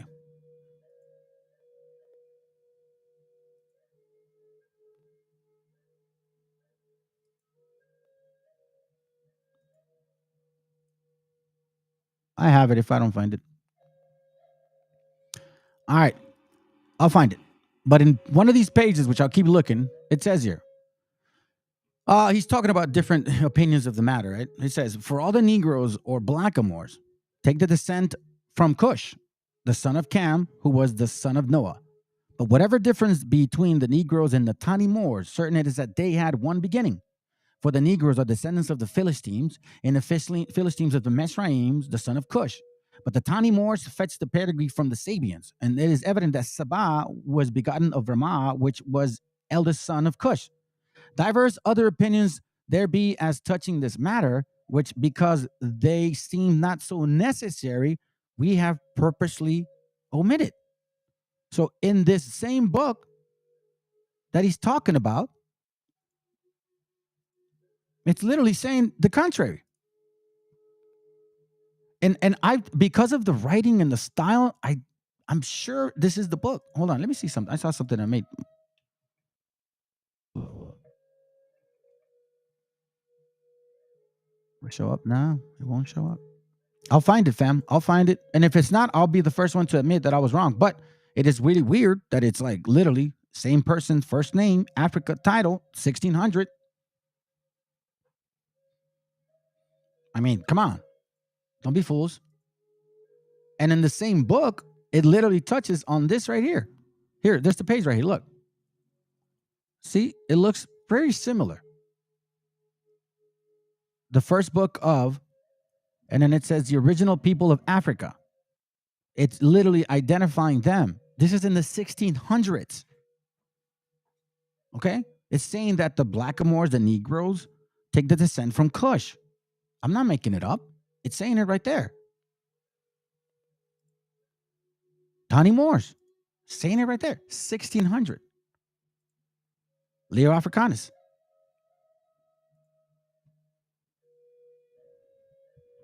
I don't understand. Okay, but let's continue. That's one. But let's go. Unless first baptized, and then no otherwise made use of than to show you something. Here's the other one. Right. Here's a book, The Negroes and the Jews by Lenora E. Burson. Let's go inside this book. Okay. Let's go inside and let's take a look what it says. Go to the top. Page 212. Okay. This is all he's going to show you. To be Jewish is legitimate. The land of Israel is located in Western Asia and borders on North Africa.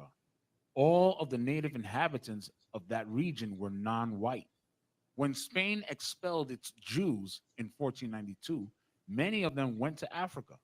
It seems probable that some of them were brought later to America as slaves. See that right there? You don't learn this in school, that the Jews from Spain that were kicked out were made slaves in the Americas. Go ahead. The spirituals never sing of African rivers. it's always the Jordan or the Red Sea. They don't sing about African chiefs or kings. It's David or Moses or some other Jewish characters from the Bible. Right. That's all he reads. Okay? So IUIC Nate, this is all you read. And it doesn't even say that. It's not even talking about that. This is the book right here. The shadow. No, it's not the book. What are you talking about? Not the book, man. Get it right. What's wrong with you? Not even the right book, bro. The Negroes and okay. Here it goes right here. Let's go inside. The Negro, right? Let me get it. Sorry, wrong link. It was right here. Yep, same person. Let me borrow it. You're gonna follow me now. Follow me now, fam. Okay? You're gonna see if it's true. So let's go to that chapter. He's in page 212, right? He's in this page.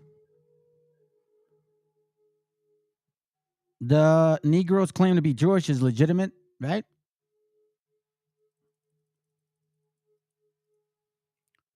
The Negroes claim to be Jewish is legitimate. The land of Israel is located in West. Okay, cool. Sounds good. All right, now let's go up a little bit.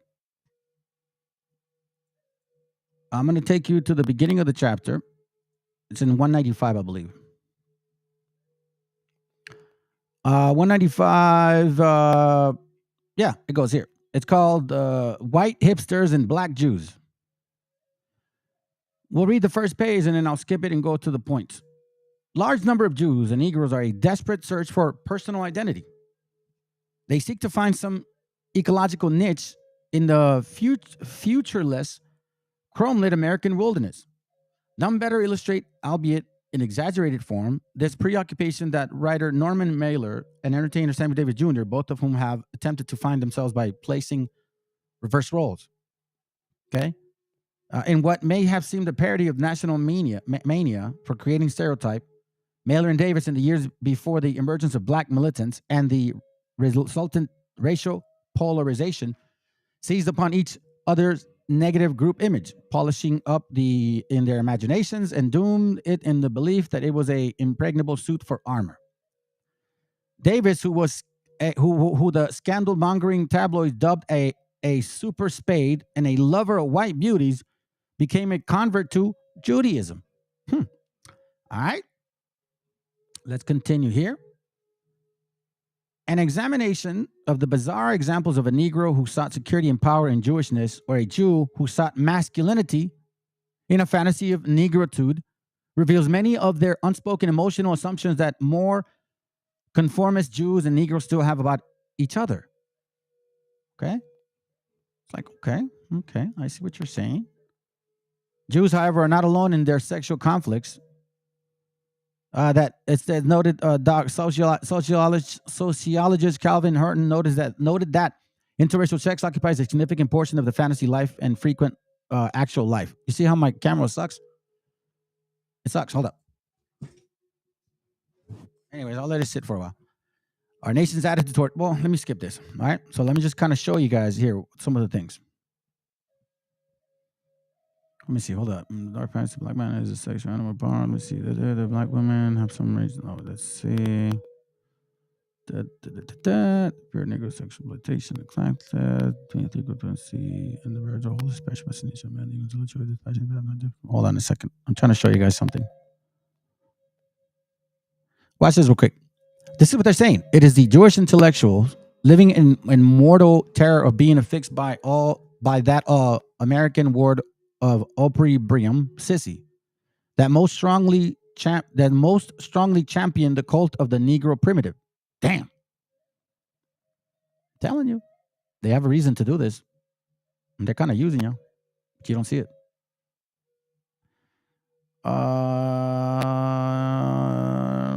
Hold on a second. Where is it at? This is about 12, 15 pages, fam. Sorry, about 20 pages. And I'm looking for... I don't want to skip any of the important things. Let's see. Booker T. Washington's integration. Where are you at? Intellectual time. They found a story. Pianos, Negro, New Negro, James Baldwin challenged the thing, this and that. You guys can read it. Obviously, it's a good book, but I'm trying to get to my point, so bear with me. Be patient. Mark the oppression, the Negro, American sex life, all of that stuff. Give me a second. You want cats? Could be that. Usually guys around 25. See more 15s, 30s. View of the near. Jazz queen. We know who's involved in music. We know who has power of all of that. Okay. I'm looking for one particular important thing because it literally tells us something very important about these two. Very interesting that it is brought to our attention in this way.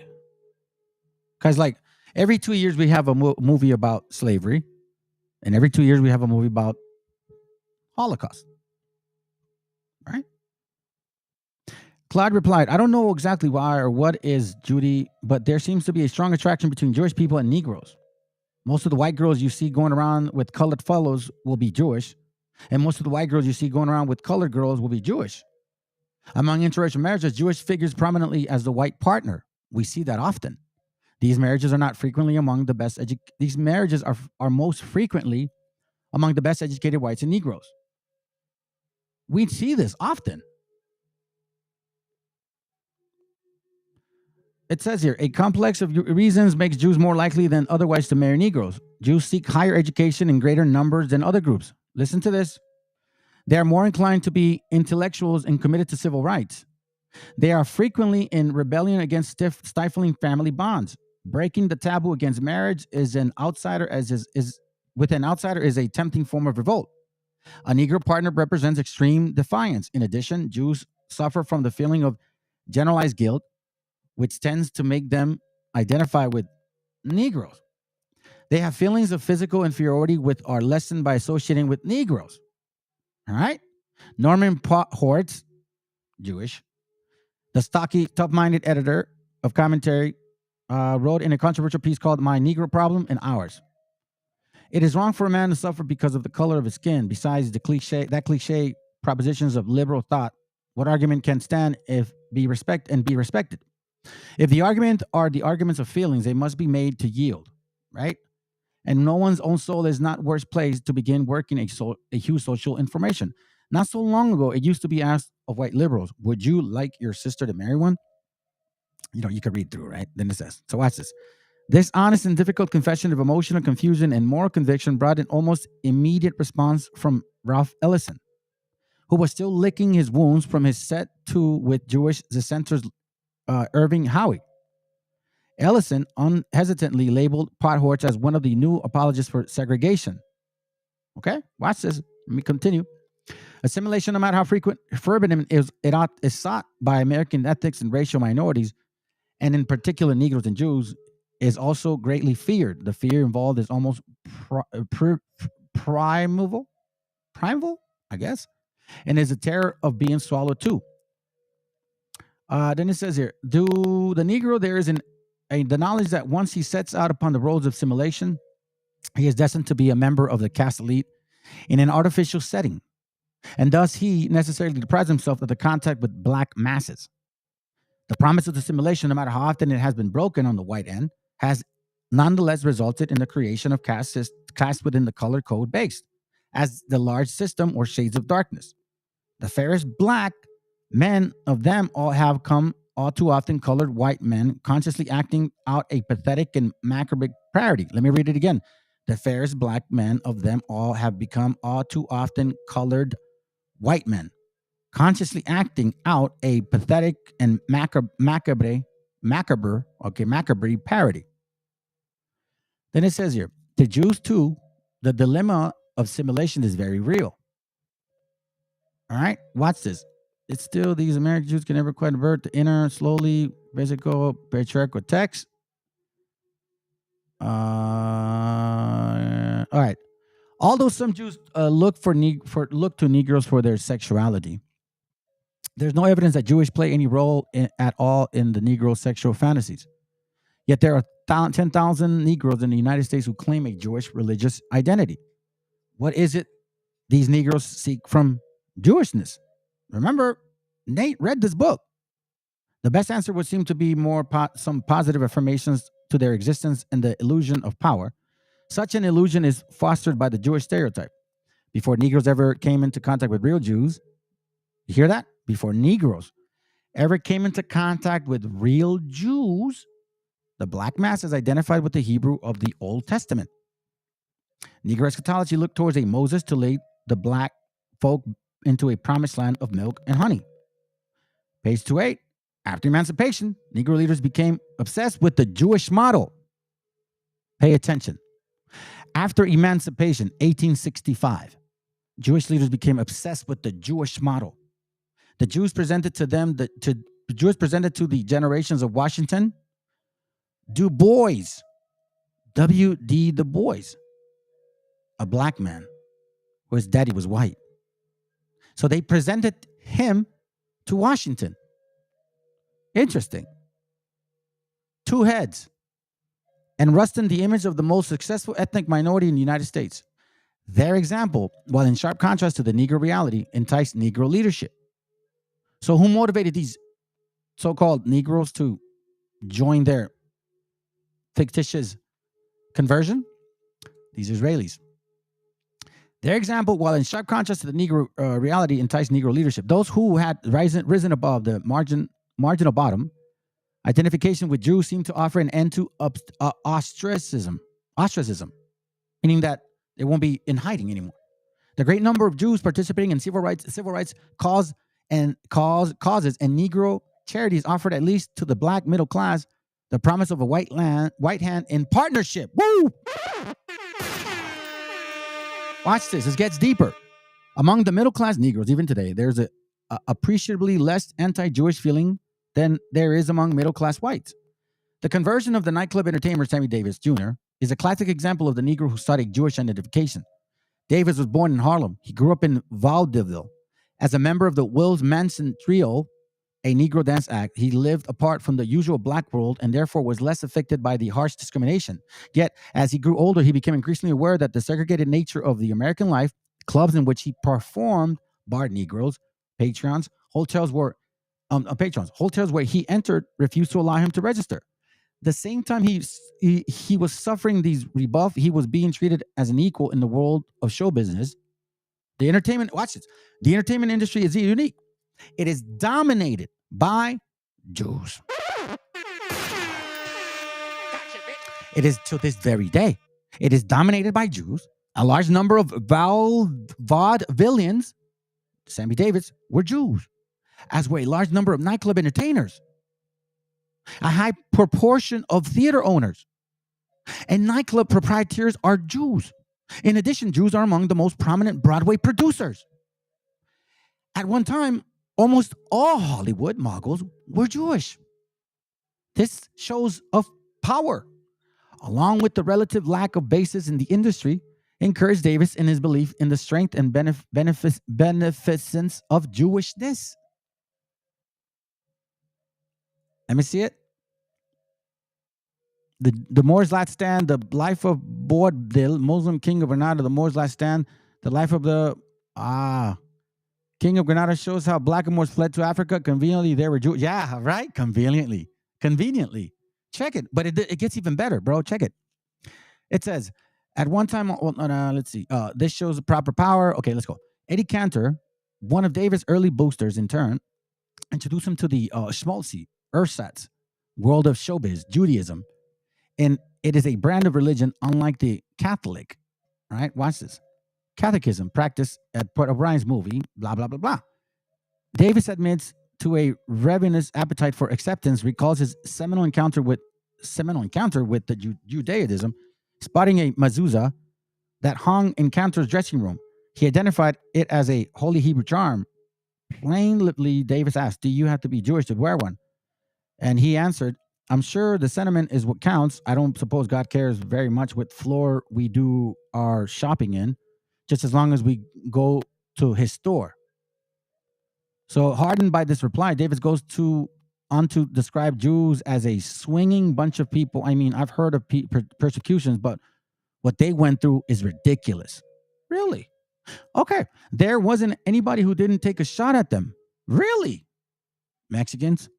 The whole world kept saying, you can't do this and you can't do that, but they didn't listen. Mexicans? It's beautiful. They just plain don't listen. Mexicans? They get kicked out of one place. Mexicans? So they just go on the other next one and keep swinging like they wanted to, believing in themselves and their right to have rights. Watch this. But the great thing is that after thousands of years of waiting, holding on, the fighting, they finally made it. So I saw Davis philosophize the affirmity between the Jews and the Negroes. The Jews have been oppressed for 3,000 years instead of 300 years like us. But the rest of us, very much the same. Watch this. I traced them from one end of the earth to another, despised, rejected, blah, blah, blah. Okay, for thousands of years, you see this, right? But they were different. So here goes. Page 10 to 10 and 11. Here's the bottom part. Here, we're getting close here. Okay. Davis concludes, I believe, and the reason I read this before, so you can see the chapter, because you need to read it in context, fam. You can't isolate one piece. Can't do that. Anyways, I believe a very large chunk of racial things is a question of changing images that remain in the people's mind. The way the entertainers proposed to do was by becoming Jewish. See? By becoming Jewish. In this way, he hoped to alter his own image. Confabulate. If not societies of himself. Bizarre in Davis' conversion might seem to be white world. It is not singular. So watch. Oh, no, let me keep reading this. Okay. It says here, a bizarre as Davis' conversion might seem to the white world, it is not singular, that which distinguishes his conversion from that of other Negroes in his celebrity. You see that? This is what Nate read. Davis is well enough known to have been admitted to a white Jewish congregation. Other black Jews have been forced to organize their own synagogues. Black Jewish congregations are made up of Caribbean island Negroes who are descendants of miscegenationist marriages between the Sephardic Jews and the blacks, descendants of slaves on Jewish-owned southern plantations. Man, come on, bro. Wait a minute. Who are you? Let me read that again. These Negroes are descendants of miscegenationist marriages between Sephardic Jews and blacks, descendants of slaves on Jewish-owned southern plantations, left over from Back to Africa movement of the 1920s, Marcus Garvey, and recent converts. What? Yes, recent converts. The conversion begins with the Great Migration in 1915 and hit their peak in the 30s and 40s. They're almost solely a northern urban phenomena. They are almost solely a northern... Oh my God, dude. They are almost solely a northern urban phenomena. Some converts are open about the source of their religion alliance. Others in greater need of support claim to be, the Falashas. In greater need of support claim to be the Falashas, who have only recently discovered that they are offspring of black Jews of Ethiopia, which they don't even call you guys their people, and claim a pedigree that goes back to King Solomon and Queen Sheba. Black Jews exist wherever there are a large number of Negroes in Harlem, Chicago, Detroit, Philadelphia, and Los Angeles. That book that they brought out, the Negro and the Jew, that person's from Chicago. I wonder why. Their rituals range from impressionistic versions of Jewish ceremonies to exact replicas. Their instances is testimony to the desperate desire of American Negro to find an acceptable self-image. That's the problem. That's the problem.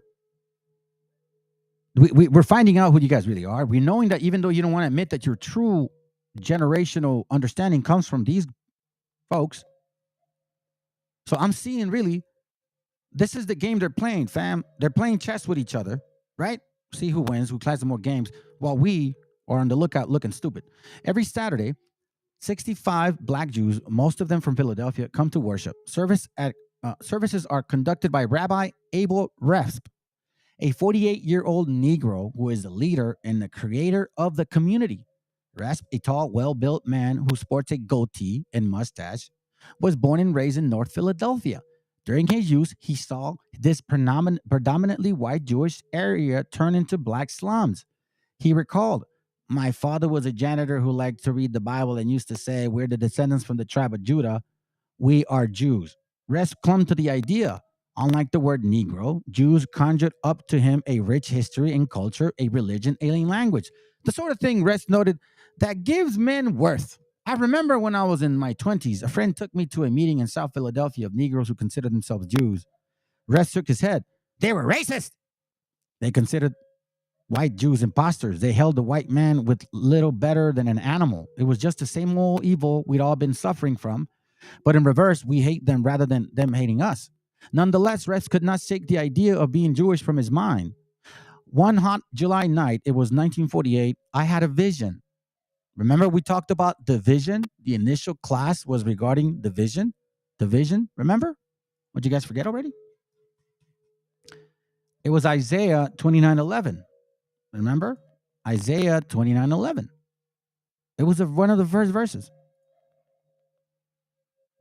And the vision of all is become to you as the word of a book that is sealed, which men deliver to you, that is learned, saying, "Read this, I pray thee." And he said, "I cannot, for it is sealed." I had a vision. I woke up and I heard a voice crying, "Seek God. Seek God. The Lord. Seek him." I wanted to put the sheets over my head. Then I heard a sound of rushing winds, followed by a dream of two men with faces bright as the sun, were they black, who approached me and gave me a Bible. And I heard a message: "Every word that is written here will be fulfilled." The rest responds with a 7-day fast and constant prayer. He was somehow convinced God wanted him to preach Judaism to Negroes. He brought a Hebrew grammar. He bought a Hebrew grammar, a Hebrew prayer book, and taught himself about his chosen faith. Hey, let me read that, bro. Let me read that. Yeah, well, unrecoverable cut there on them fools using snips, and our simple people swallow that BS without verifying their claims. They have to search deep to find snips, ignoring truth of their Canaan. Thank you, bro. I'm glad you're following, because it's literally like he brought the next page is going to say what he says. Watch. It says he brought a Hebrew grammar and a Hebrew book, prayer book, and taught himself his chosen faith. He started with a group of Philadelphia blacks. He reached others throughout street corner, oratory. His message: Judaism offers the Negro self-respect. Nate, the Negro claims to be a Jewish, begins to be Jewish, a legitimate land. Negro claims to be, I'm sorry, let me read it right. I'm getting tired. The Negro's claim to be Jewish is legitimate. Why? The land of Israel is located in Western Asia, borders of North Africa. All the native inhabitants in that region were non-white. When Spanish expelled the Jews in 1492, many of them went to Africa. It seems probable that some of them were brought later to Americans as slaves. The spirituals never sing of Africa, as you can see. Then it says 10 years after Rep's self-conversion, his congregation was torn by the decimation of militant black nationalists in the guys in the black Muslim movement. It says here, in 1958, long before black nationalism surfaced into white world visibility, he had exploded into consciousness of the black ghetto dwellers. Referring to his split, Rep said, "Some of the discerners were racist. They said I wasn't moving fast enough to the race question. They claimed I was being paid by the white man to keep things quiet." Losing black nationalism members was not, however, the only problem to plague Rabbi's Rep. He was also forced to contend with a rising tide of anti-Jewish sentiment. These feelings were fed by the fact that in North Philadelphia, many of the white landlords, shopkeepers, pawnbrokers, and constables were Jews, as were many of the white teachers, doctors, and social workers. Most Negroes resented the Jews, whom they believed alternately repressed them and offered them clarity. Assuming that rest has been attracted to Judaism because the power structure from this vantage point seemed Jewish, Negroes were angered by what they considered to be his betrayal. They refused to shout at our children, "Nigger Jews!"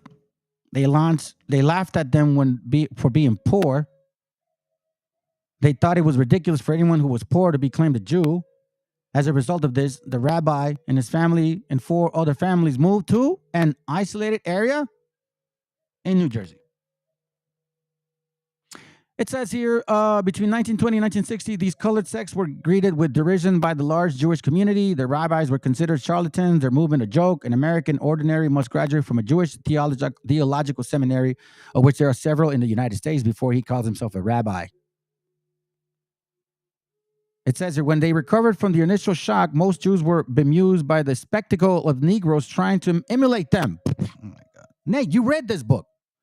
It was then the gag line about Yiddish-speaking Negro handyman was born. Boss, replies the black linguist to a question regarding his legion. Don't you think I got enough trouble just being a Schwarzer?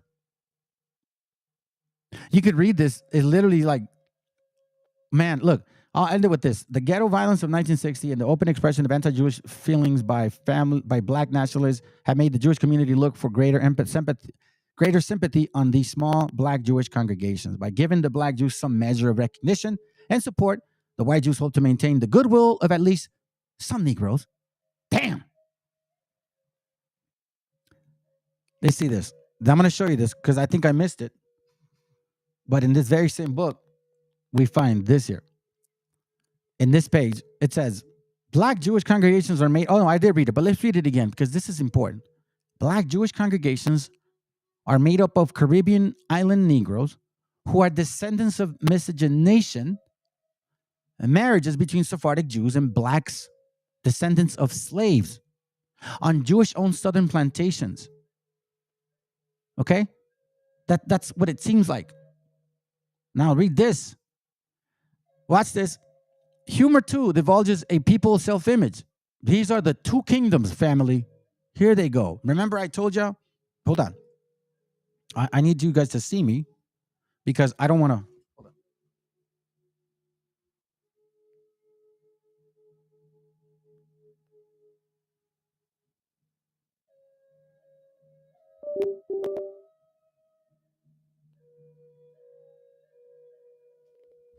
I need you guys to see me because I'm going to read this, okay? This is a testament that I have not been lying.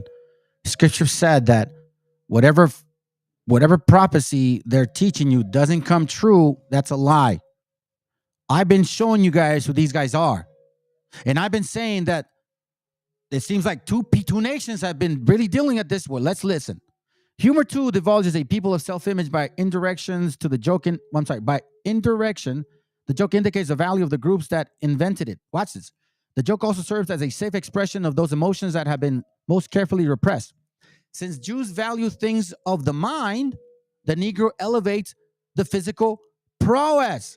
There is not even a humor much that they share, with the exception that both see themselves as a victim of Anglo-Saxon way.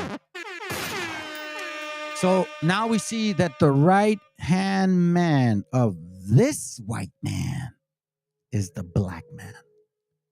Since Jews value things of the mind and Negroes elevate physical prowess. That's what it says. Jeremiah 17:5. Matter of fact, I'll read it right now. So you guys are done. You heathens are done. And you sellouts that are in there, you guys are done too. Stay in there. Go ahead. Give your daughters to these fools. Go ahead, man. By all means, I don't give a shit. Anyways, I hope you burn. You're the 2/3 that I hope you get destroyed. Thus say the Lord, cursed be the man that trusted in man and make it his arm flesh, and whose heart departed from the Lord. What did the Lord say? What did the Lord say? Deuteronomy 18:20. But the prophets which shall presume to speak a word in my name, which I have not commanded him to speak, or shall speak in the name of other gods, even that prophet shall die. Why? Because, verse 22, when the prophet speaketh in the name of the Lord, if the thing follow not, nor come to pass, that it is the thing which the Lord has spoken, not spoken, that prophet has spoken it presumptuously, meaning boastfully, thou shalt not be afraid of him. Prophets with authority. He's speaking with authority. They worship this guy. So they're painting the picture of they want us to hate this tribe, this Anglo tribe. That's what they want. But now we're seeing, because like, for example, you know those people that they do something, they're always blaming it's kind of like the brother or sister that you have, that she's always blaming, or he's always blaming you of something they did. Yeah. You guys got to be mindful, family. But we're almost at the I don't want to say almost. We're almost at the end of the class. All right. So let's continue with. He's gonna show one more. He's gonna show one more. Let's go.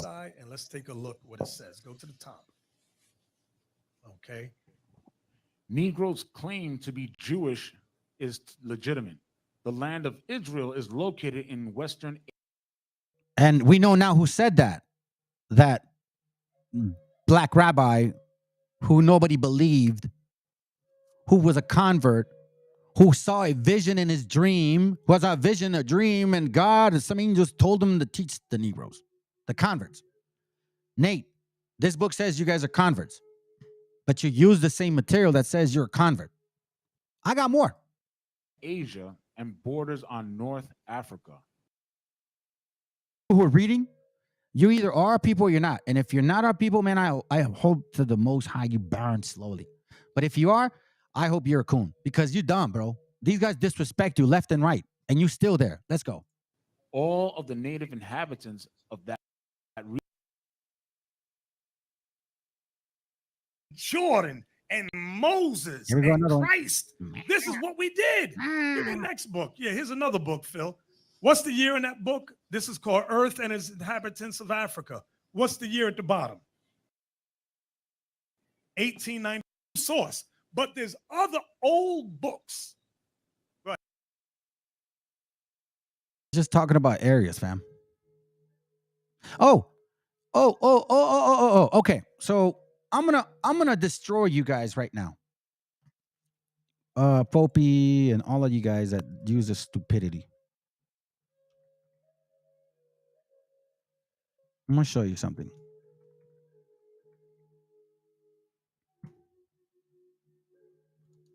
You love to use this. You love to like, oh yeah, look, it says Guida. It says Guida. Is this what I'm looking for? Hold on.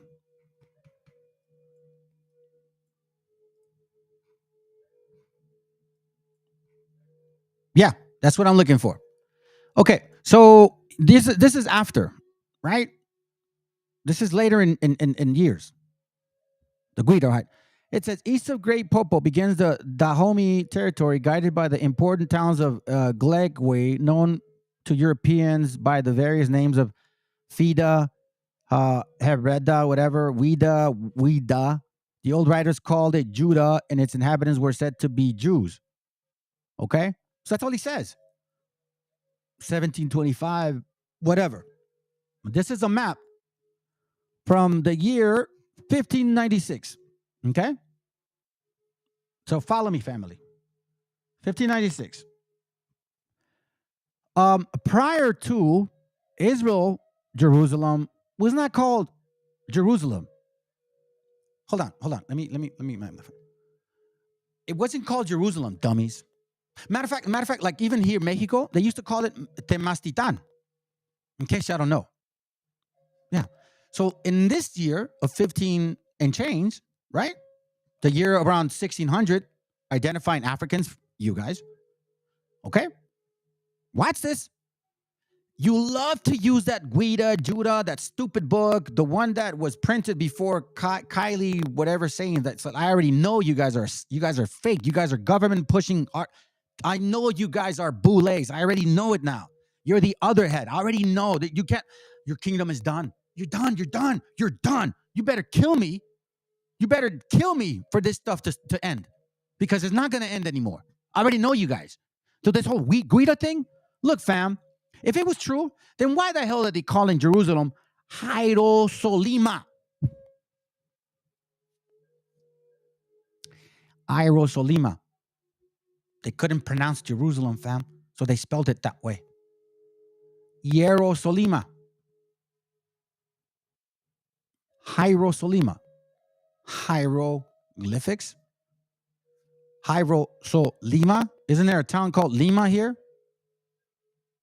So, anyways, that's not the other point. But look, why do you guys say, oh, it's Guida? Why is it called Hierosolima? Where do you get Guida out of this? Or Judah? Stinking Canaanites, bruh. You see, the people here too, by the way, I got a brother. Yeah, I'll call him a brother from Ethiopia. They don't like you guys. Stop trying to say that they're your people. They're not. They themselves say you're not their people. Okay? So, hey, look, the link is here. I'm still waiting. Prove me wrong.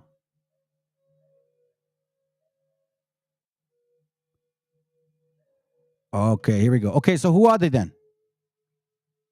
Taylor Frankfurt. Who are they? Who are the Africans?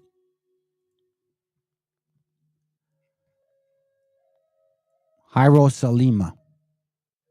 Where do you see Guida or Judah? You're going by assumptions. You're going by, oh, this references. And look, I don't even know why you're. Okay, first of all, bro, are you not? You're not reading anything that we're showing? Do the research on what? Are you an African? If you're not an African, then don't worry about it.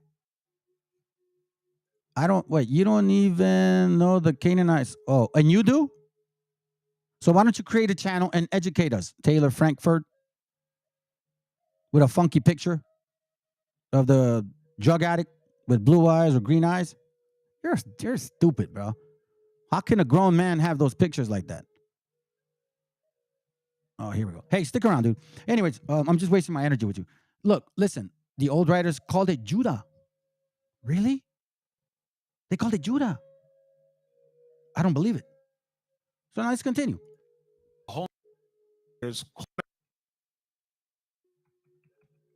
So that's another one. Right here was called the myth. Oh, I see what it is.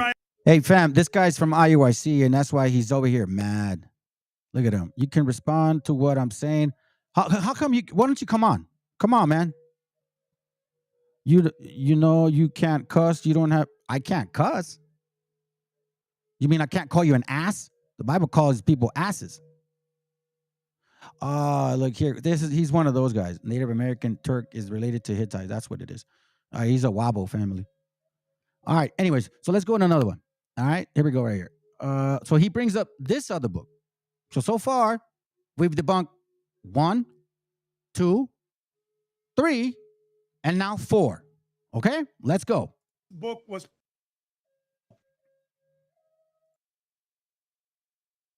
published in 1864. Now, Phil, in this book, they give you a map of the continent of Africa. You're looking at him, Taylor. Can we zoom in on the blue first? Let's go over to the blue. Looking at your Canaanites. You're looking at them.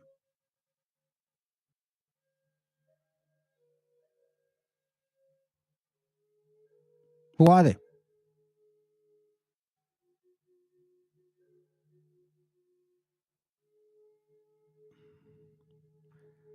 Amortize? This isn't a mortgage, bro. Do you know what amortize means? Damn, man, you are dumb. Do you know what amortize means? Amortize has to do with mortgages. What are you, dumb? You don't even know how to write. Yeah, I'm gonna put you on break because you're dumb. I'm gonna put you on timeout because you're dumb. What are you talking about, man? Anyhow, all right. So here's the map that they show. Okay, check it out. The blue. On the continent of Africa, I need you to zoom in so Phil can read it. Highlighted. I got it. Adam, I need him to say the book. Sir, on this, by Allen. Okay. The name of this book is The Lost Tribes, a Myth. The Lost Tribes, a Myth. Do you guys remember Los Indios Somos Israelitas also helped me point out some of the things, and I went into that chapter and started reading it? Okay, so let's get it. Let's get it, okay? Let's get it. The Lost Tribes, a Myth by Alan Godfrey, okay? So he's all adamant. Oh, all right, let's go. So he's going to show, I'll show you what he's going to show. Watch this.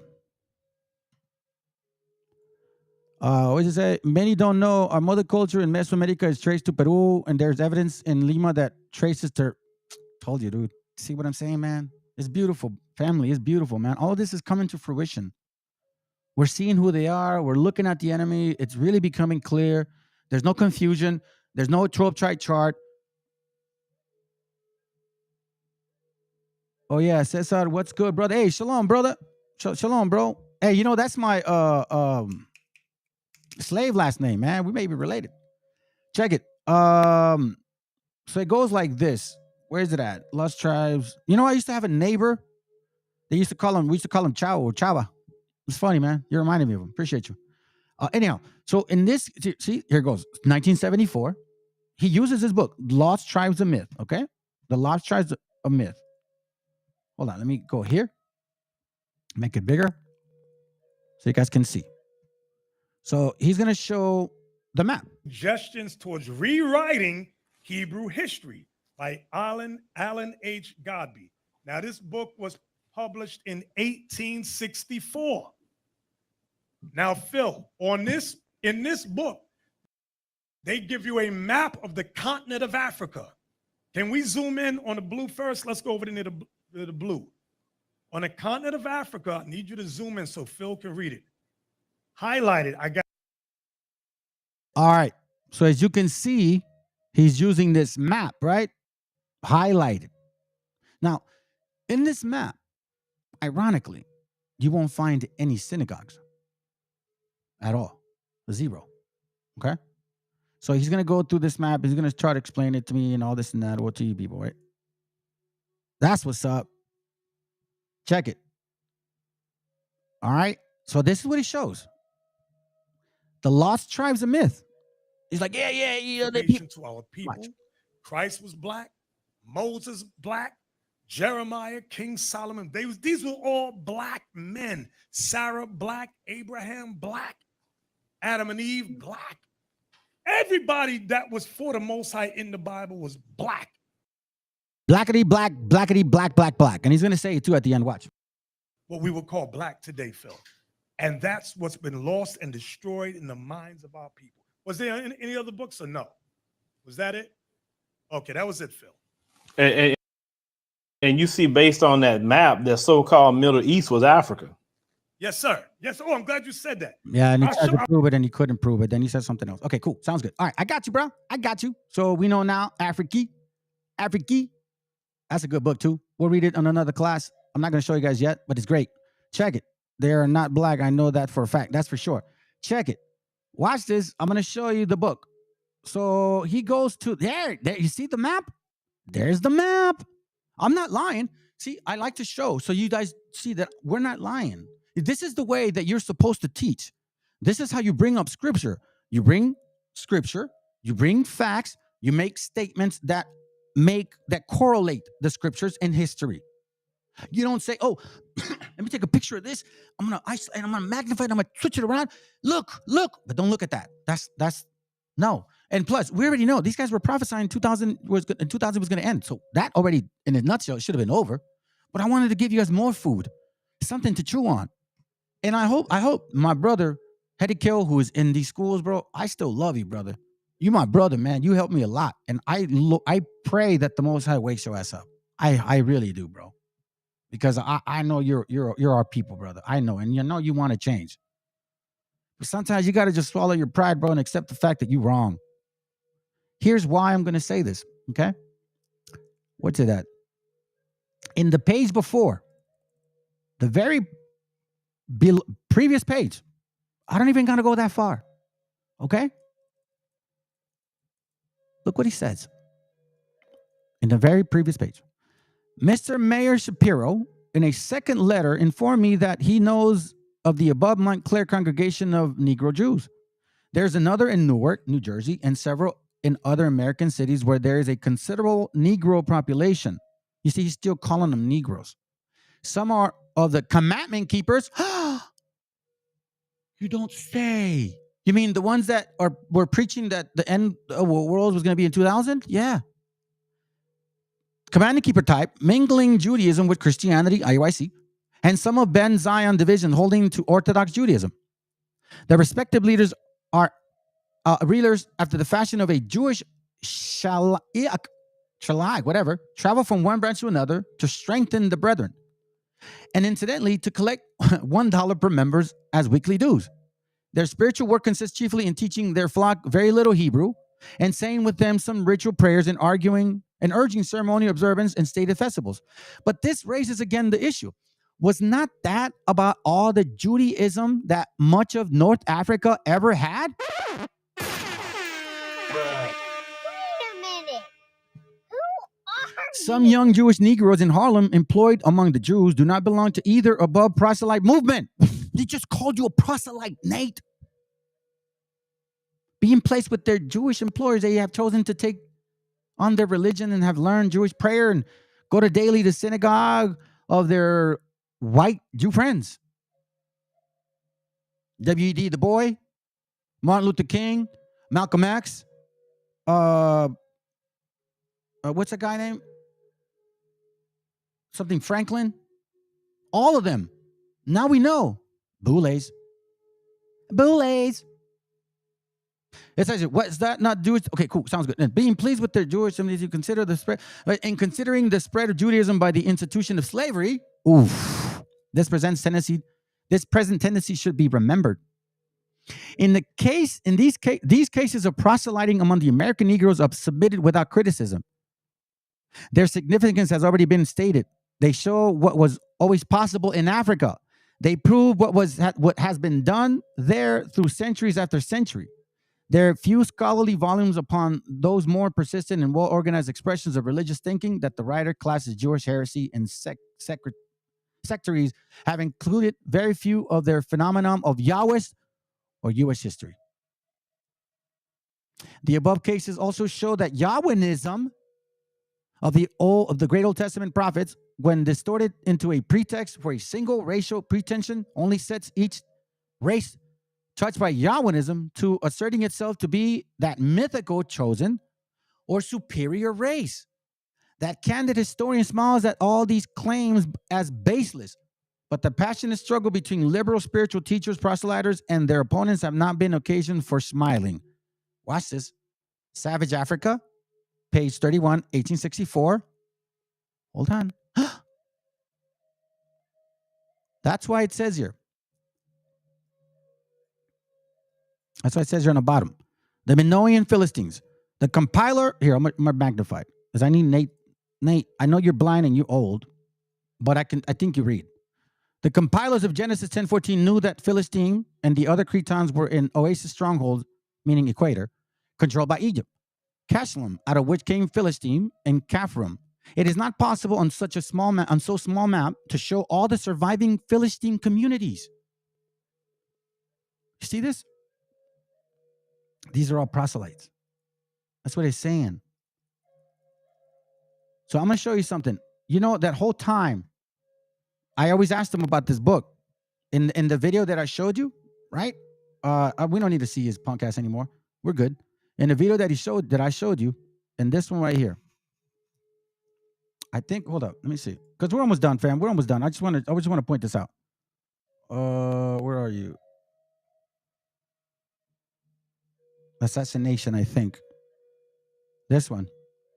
Devastating collapse of local I population. started noticing these things, right? So here, I got to bring up this book, and that's when I first started bringing it out, back in June of last year. It's like these he's been mixing for some time. Sephardic Jews, like that's why my brother, you know, I call you brother, Joshua. That's why, bro, it's hard for me to really agree with you, man, because I just keep finding these Sephardic Jews, bro. Like, damn, they really did a number on us, and they're a part of this whole thing because they're using the African American man as a pawn, bro. And the elites between them two are really doing a number on everybody, bro. Nobody's catching these guys. I don't know why. All praise to the Most High. He's letting me see it. But see, back in these times, I was like, bro, why are you saying all that? Why are you teaching all these things? I think it was this time where he didn't bring out the material. Was it here? Let me see. Oh no, it wasn't this one. It was this one here. When lunacy, what is it at? This one. I started wondering. Christ was black or Yahweh. They were teaching a bunch of different things. Right? These guys right here, their doctrines were changing. Circumspect. Yo, old girls, I don't know if that's true. Which we teach now. what we teach now, right? Teach now. So I was like, man, this is become the Most High started opening my ears and my eyes and my spirit. So I started questioning a lot of the stuff that I was being taught. And because I obviously I like to read, well, I guess they thought I wasn't. So here goes. This is back in June. Okay, hold up. I think it's June. And I'm like complaining. Watch this. People. So they use this here. This is IUIC, right? They use this, and I'm gonna call them out. They use this to show us that the so-called Africans were in here. That after 70 AD, they all scattered here in this place, right? So as you can see, it's not really clear to us. Now, I had requested this, and I never got it from them. This is last year, fam. Okay, remember the scriptures that says that whatever is prophesied and it doesn't come true, they're not the true prophets. Now, I'm not calling myself a prophet. I want you to be understandable about that. What I'm saying is that the Most High is revealing stuff to me, and it's coming to fruition today. Habakkuk 1 and 5 and 1 and 8. It was prophesied in 1611 BC. 1300 years later, it was mentioned again in the golden age of the Moors. 1300 years later, we see it again in that book. That's not coincidence. That's the Most High giving us hints, because he even said it in Habakkuk 1:5. I'm going to show you guys, okay, because we're almost done. I've been at this for 3 hours. It says, then the Lord said to his people, keep watching the nations around you, and you will be astonished at what you see. I'm going to do something that you will not believe when you hear about it. So when I found out of the 2 conquistadors, I'm not going to lie, fam, I cried. Because I knew that what I was going to bring out might hurt people. And if I was lying, I might destroy people. So I'm thankful to the Most High that this is showing up, because now I'm not wrong. And I'm going to continue even harder now. In a year, I've done 200 and what? Hold on a second. And this isn't boasting. This is the energy and strength of the Most High. In a year, I've done 246 videos, and each one averages about 2 hours. That's of the Most High. Let's continue. So this map, these things I found outside once I had left. Okay. So as you can see, there's not much to see, but you trust these men to tell you the truth, right? You can't see shit. Well, as time went on, I kept looking for it, and eventually I found it. So let me show you something. Okay. So that right there is this. It's a little bit better. So I'm like, okay, it got a little bit better. And then I saw something in the middle. This. And I couldn't really see it. It said Libanier. That looks okay. So then watch this. Then all praises to the Most High. Matter of fact, you know what? Let me save that one, because I'm going to mention something real quick. So that same map, right, that you couldn't see before is not visible, right? All right. So I couldn't really find it when I was with them, but then I found it outside. So I also found that this map has this written on the side. Okay. And I found this like on the other map, right? And it was clear. It says Jewish Kingdom of Granada, 300 AD, by white Libyans. Berbers, white Libyans. And you can see, keep reading, Jews, Jewish. And damn well that One West Camp says Jewish. Look at this. Hebrewisms in Africa.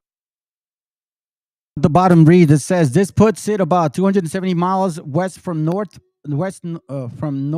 the something later Timbuktu. Huh. Yeah, they like to say that it was black folks that did that, but it looks like they're white Africans. Right. Yeah. That's an actual book, which I'm gonna look for it. Hebrewisms in Africa. Meaning what? Ism. Like ish. Not the actual thing, but like it. Okay? So then honestly, then I started really being curious, because I couldn't see that. And then I found this. First of all, this. White Libyans. It's right there. Right? Of Jewish influence. The name suggests Yemenite Jewish influence. Yemenite, As you can see, I've been chasing this since last year. So there's no excuse. And again, I want to show you this. All right. And I'm gonna end it with this and then a couple of scriptures and then we're done. In this very same book, this map is here. Why did they never show us this map? They never, ever, ever disclosed this map. And this map is the other side, like in the east of the Mediterranean, all of that, India and all them. And in here, you actually see that there were synagogues. Look, Palestine placed Jews on the Caspian coast, Jewish here. Where is it at? Where are you? Is this the map? Maybe this isn't it. Oh no, this is not it. Hold up. This is another one. Here's the other one. Here's the one I was talking about. I'm gonna look through that. I'm gonna look through that one actually. I haven't seen that one that well. This one. They never showed us this one, fam. They never showed me this one. Ever. Ever.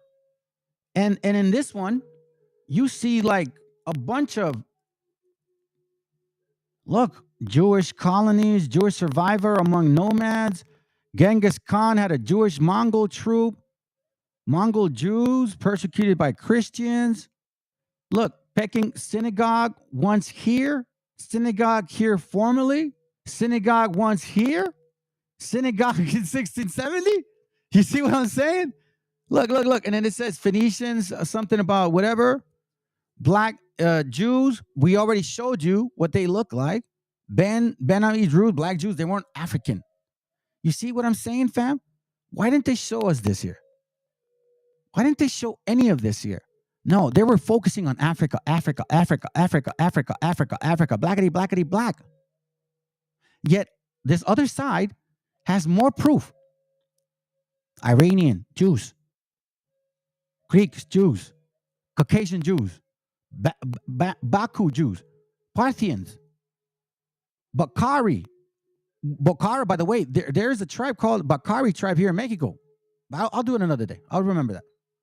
So as you can see, why are they hiding this? Look, Yahoo cutting something, Kataban, 1500 BC. You will not find one synagogue in that map of Africa. Why hide this from us?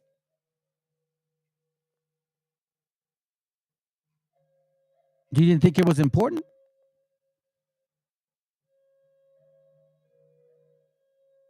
See, I just find it very, very interesting that they never shared this. And all of a sudden, like, oh, well, we didn't need to go over there. We don't have no, really? You should have gone there first, maybe. This is why, family, that class I did with you guys, did together about our migration, that's why all of those things are important, fam. That's why all the things are important. Now, remember they was talking about black people, this and that and this and that. Okay, well, I'm going to show you this. And then I got some scriptures. And that's it, because I really been keeping you guys a while. So I apologize, man. I appreciate you guys being here, though. Let me see if I can play this brother now, because I like him, man. I like the classes he's bringing out. Let me see if it plays, because it has been playing. So let's see if I can find him now. Let me see, brother. Hopefully you can play. Hopefully you can play, bro. Come on. Because I want to prove something. This is what they're telling you guys up in that school, okay? This is what they're telling y'all. Hold on. I remember. No, that's not it. That's man worship. I already know you guys do that. You guys love that shit. It's all good. Canaanite stuff. Hold on. Where are you? All right. I know where to find it. Hold on. I got you, brother. I got you, bro. Hold on. Where are you? We go right over here. Watch this, fam. Watch what they're teaching, okay? Keep provoking the East African OG, knowing that. This guy is from Ethiopia, okay? So let's go. Watch this. I know you heathens don't like it, but oh well, man. Take it. Once again, these black Americans who claim to be Israel, they keep provoking the East African OG, knowing I am coming for that head. You know, I'm seeing a lot of them do not even allow the video to be stitched or duet because they know the real Israelites are coming for them. It's on nowadays, my brother. So what I'm going to play here is this video of this black American man trying to use these images to represent black American women, as well as call them Israelites. I want you to listen to the things this man is saying. They want to kill all the men because of the beauty of the women. They said because of their women, they might deceive the whole earth. Israelite women are the best looking women. Ain't that right, sisters? Okay. Now, of course, our Afro-Asiatic Israelite women who happen to be in North and East Africa, yes, our women are the best women on earth. Black American women are not Israelite. They are not Afro-Asiatic. In fact, they look nothing like these women they're even showing you in this AI generated, image. That's right. They look nothing like this until their white master got a hold to their grandmother, and had a couple of scenes of ghetto gagas. And we've been proving that miscegenation, right? We've been proving it. We've been proving it left and right. Let's go. You know what I mean? That is when these people started coming out looking like us, you see. To prove my point, even after hundreds and hundreds of years of mixing, and no, it was not all by force. That is another lie told by black Americans, A lot of them consensually, mixed with not only... That's actually 1830, not 1930. I think he was referencing the book that I had brought out. U.S. black slave owners, 19 out of 30 were... Oh, okay, I see. You see that? 19 out of 30 were black American ladies. Damn. Let's go. Mixed with not only the white American man during those days, but Native American men, the Mexican men in the Southwest. You see, these things were all... And listen, family, I don't ever want to get carnal, but I know that damn well that's an issue why these FOPI guys, these BHIs, they hate you, Raza. Because I'm just telling you from experience, bro, I never knew that I had, at that time, very carnal, I had mad game with them. And their men hated me. Well, hated that. They didn't even hate me. They hated that. Like, where you seeing that guy? Anyhow, let's go. Consensual. It was not all by force as if these people had, to be raped. No, because they were the lowest people in the U.S., you see. And when you are the lowest, anyone could just say, hey, you look good, and then boom, you jump in bed with them, and hey, it's on and popping. You can do this right now to this day. This is on my dead ancestors. That in the U.S. right now, with this man's women, what he's telling you, these black American women, not lying. All you have to do is pretty much compliment them. You compliment, hey baby, I like that ass you got, or hey baby, you looking good with that makeup, or anything, any compliment, you're already working in between those legs. You see, you do not have to rape. You do not have to... Why do you think this goes for you IUICs? Because I don't know about the other schools. Why do you think IUIC does so many classes about sisters trying to be like teaching them to be modest, and they can't wrap their minds around why these women cannot be modest? That's why these other nations go to our women, because it's not in their spirit to be modest, because they're not Israelite women. Let's go. Take what is, And then also, you so-called Hispanics that are in these rooms with your daughters that look nothing like these women, y'all are stupid. Because look what he says. Available for whoever on earth gives it attention. You see, they have no pride. They have no code. They have no real standards and shit like that. Like the real Afro-Asiatic Israelite woman. How dare these disgraceful men try to insult our East and North African women by trying to force their women, into our culture and history. That's war shit right there, my brother. That is war shit. But let me keep playing. I don't hear nothing. They don't believe it, see? Brothers, y'all gotta help them with that low self-esteem. Here you go. Are y'all the most beautiful women in the world? They don't believe that. Okay. Now right there, he said, He's copying this black American pastor named Gino Jennings. Gino Jennings roasted every black Hebrew Israelite that is in the U.S., and he is a black American himself. So he got that from him, because that is how, he is when you give him a point. You 2 Ezra chapter 2 and verse 28. The heathen shall envy thee. You know what the scripture says, the heathen. Okay, you see, the heathen shall envy thee. This is what he's saying. These black Americans envy us to the fullest. You will even see they have, beauty contest. And if a Somali or Ethiopian lady gets in, the first thing they will say, "Oh, she is only glorified because she has Caucasian features." You That's funny. That's funny. As you can see, fam, I'm telling you, man. I'm telling you. I wanted to show you guys that. Well, why did I want to show you this? Because they're just showing these images about those particular women, right? All right, let's read this. Songs of Solomon, chapter 5, verse 10. Watch what it reads. Yeah, they do. Check it. It says, "My lover is handsome and strong. He is 1 in 10,000. His face is bronze and smooth. His hair is wavy, black as a raven. His eyes are as beautiful as doves by flowing brooks, doves washed in milk and standing by the stream." You see what it says? So now let me read it here. Verse 5, "My beloved is white and ruddy, the chiefest among the 10,000.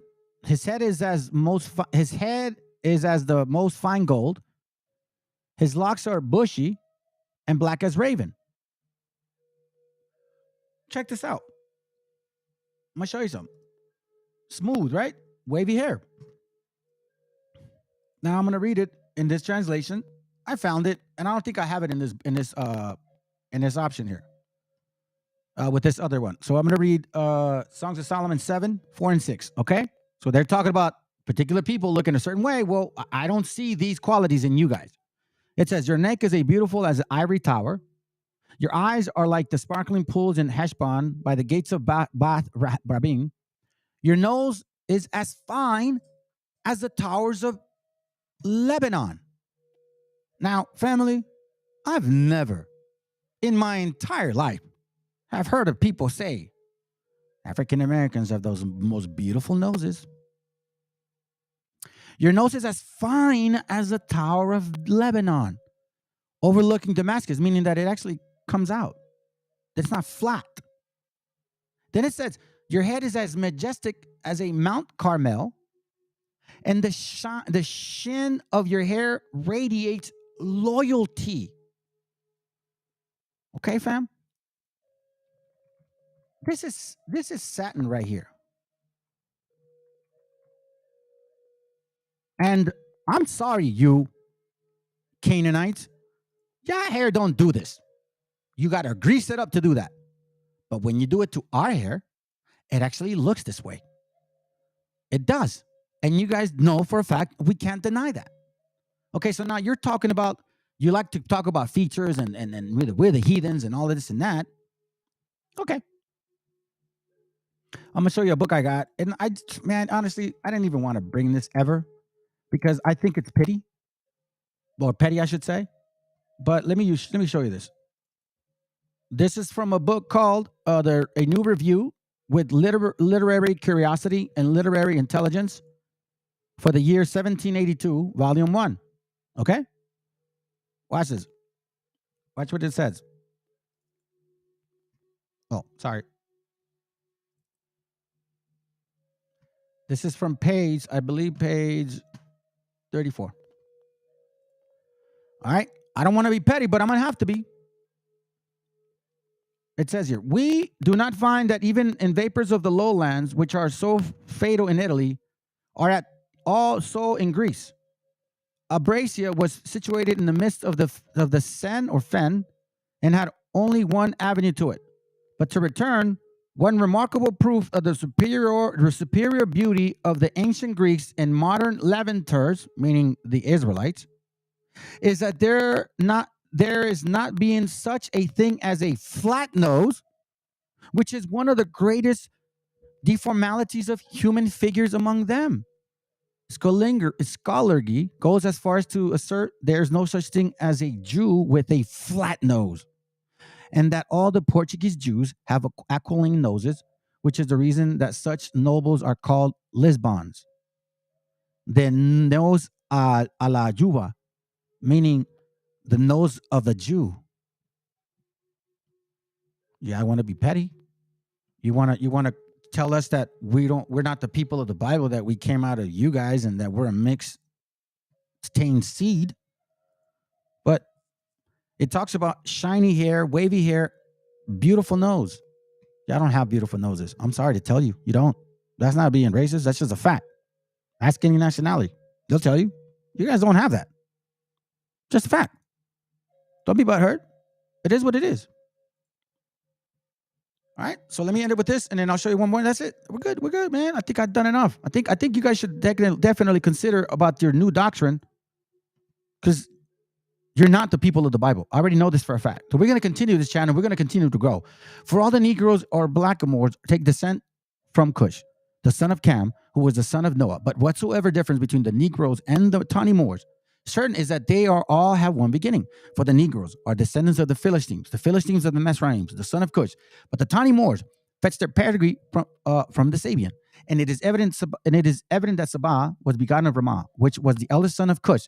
Diverse other opinions there be as touching this matter, which because there seem not so necessary, we have purposely omitted, meaning we don't give a shit. You're wrong. We're right. So anyhow, with all that being said, fam, let me show you this real quick. I'm gonna give you guys this link because we're gonna study it together, and I want you guys to take your time because I'm gonna do a class on this, because we're gonna identify each tribe now. That's what we're moving on to, fam.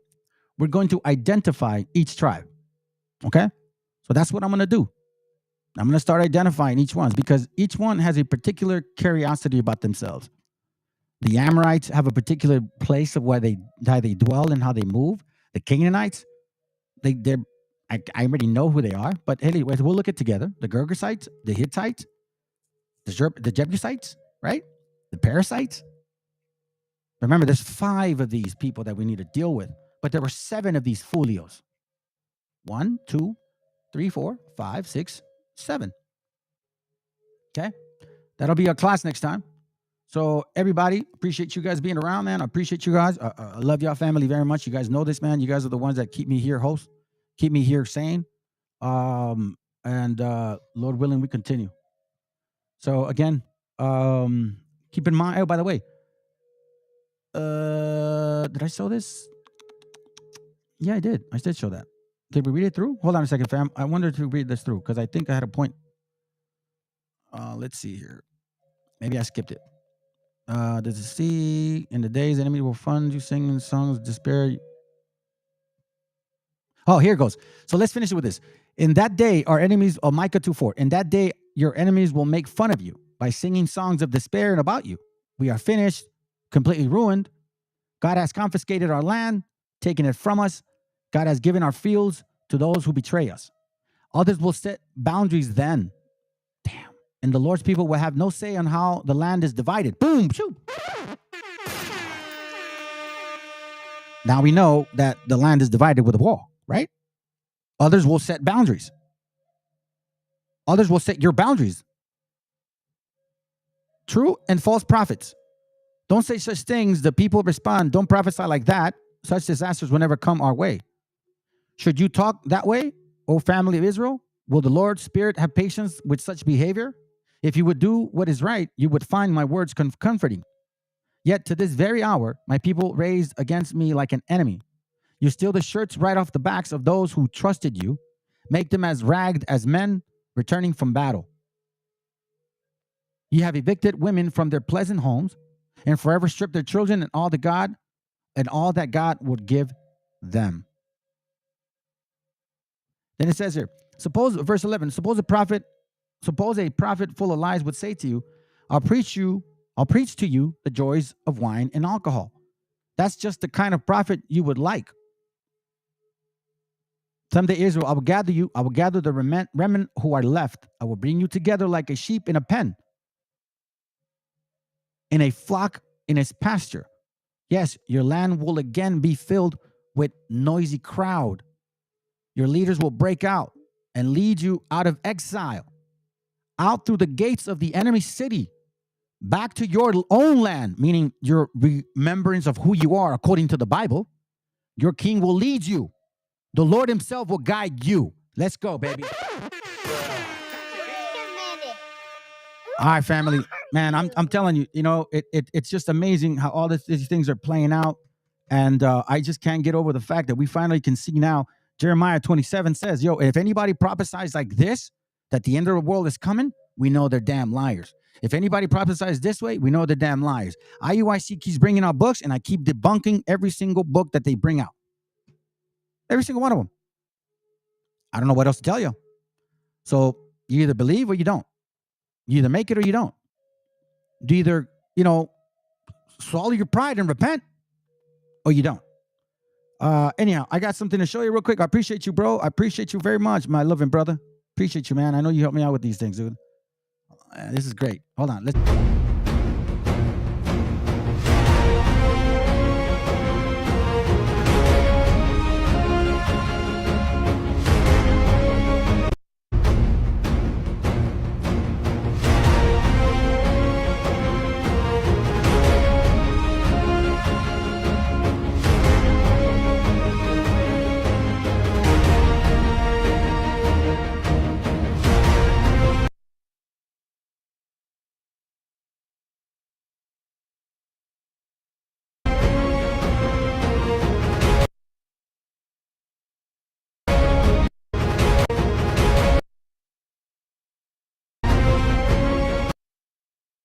Pay attention to that.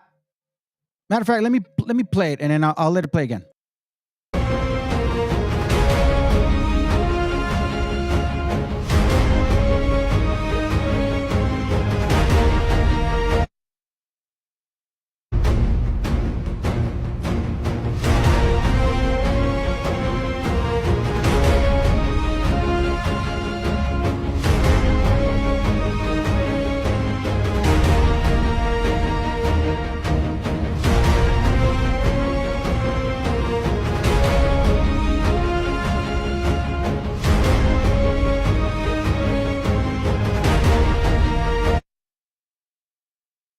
Here's another reason why we can't unite. Did anybody know that Bishop Nathaniel, the head of IUIC, the biggest Hebrew camp, today has been working for law enforcement? He was a police officer and third-grade detective for 16 years, since 2001 to 2016. He started IUIC in 2003. Y'all do the math. And in 2015, Nathaniel lost a robbery case and was no longer listed on the force. So the man that's teaching us not to like the white man, not to trust the white man, is the same man that's working for the white man. IUIC has a Christ, has a head. His name is Nathaniel. Nathaniel doesn't say that he's Christ, but he's playing the role as Christ in his camp. Plus, y'all not even talking about what I mentioned in my video. Why is Nathaniel a 16-year detective while starting a so-called Christ camp?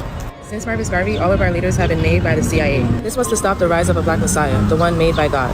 So our Messiah would never come from the sky. That's why we must find him on earth. Now that the Queen is dead, we should be focusing on exposing the Pope. Because still to this day, he is sitting on David's throne, which is the Father's seat. And we know that's a lie.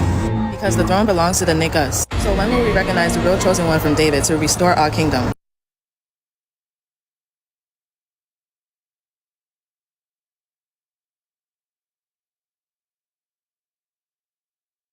Yeah, interesting. But she's wrong again because the Nagas are actually out of India. Oh, God. It all goes back to our people, bro. It's funny. Anyhow, man, appreciate you guys, man. Anybody, let's see who we got. Let's see. Anybody got anything to say before I cut it? Anyone? I don't bite, fam. It's okay. All right. Guess not. All right. So anyhow, let me go ahead and do this. Show you guys something. I'm gonna end it because it's already been 3 hours, man. Shit. I need to go. I got work to do. But damn. All right, let me go ahead and finish it off. I was hoping that this dude would come because he wanted to debate me. He called me on my cell. He called me and sent me a messenger. And I'm like, well, I guess, yeah, sure. I was going to give him a call, but I figured, you know what? I'm going to do this class. Wherever your business. I'll just have him show up, see if he shows up. I guess he didn't show up. Anyhow, all right, man. You guys take care. Shalom, everybody. Appreciate you guys here. Appreciate you guys being here. You know, this is one of my favorite songs here. And this goes to you, heathens. We know who you are. And the real Hebrews have finally woken up. Let's go. And don't believe the hype about that last video. That guy is also thinks he's the Messiah. That's, yeah. But anyways, appreciate you, though. All right? Shalom, everybody. Take care.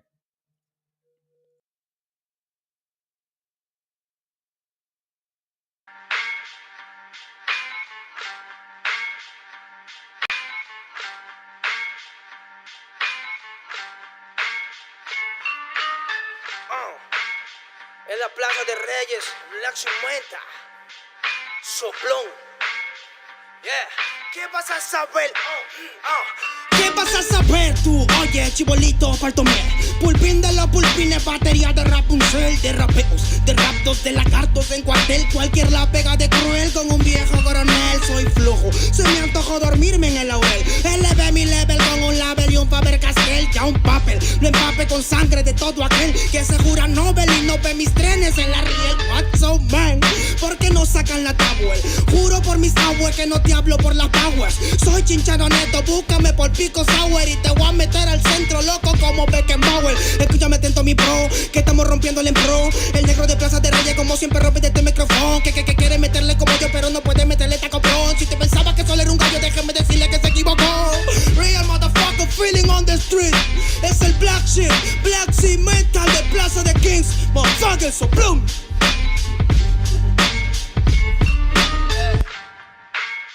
Nero Luigi, man, desempeño en la victoria para que sepa.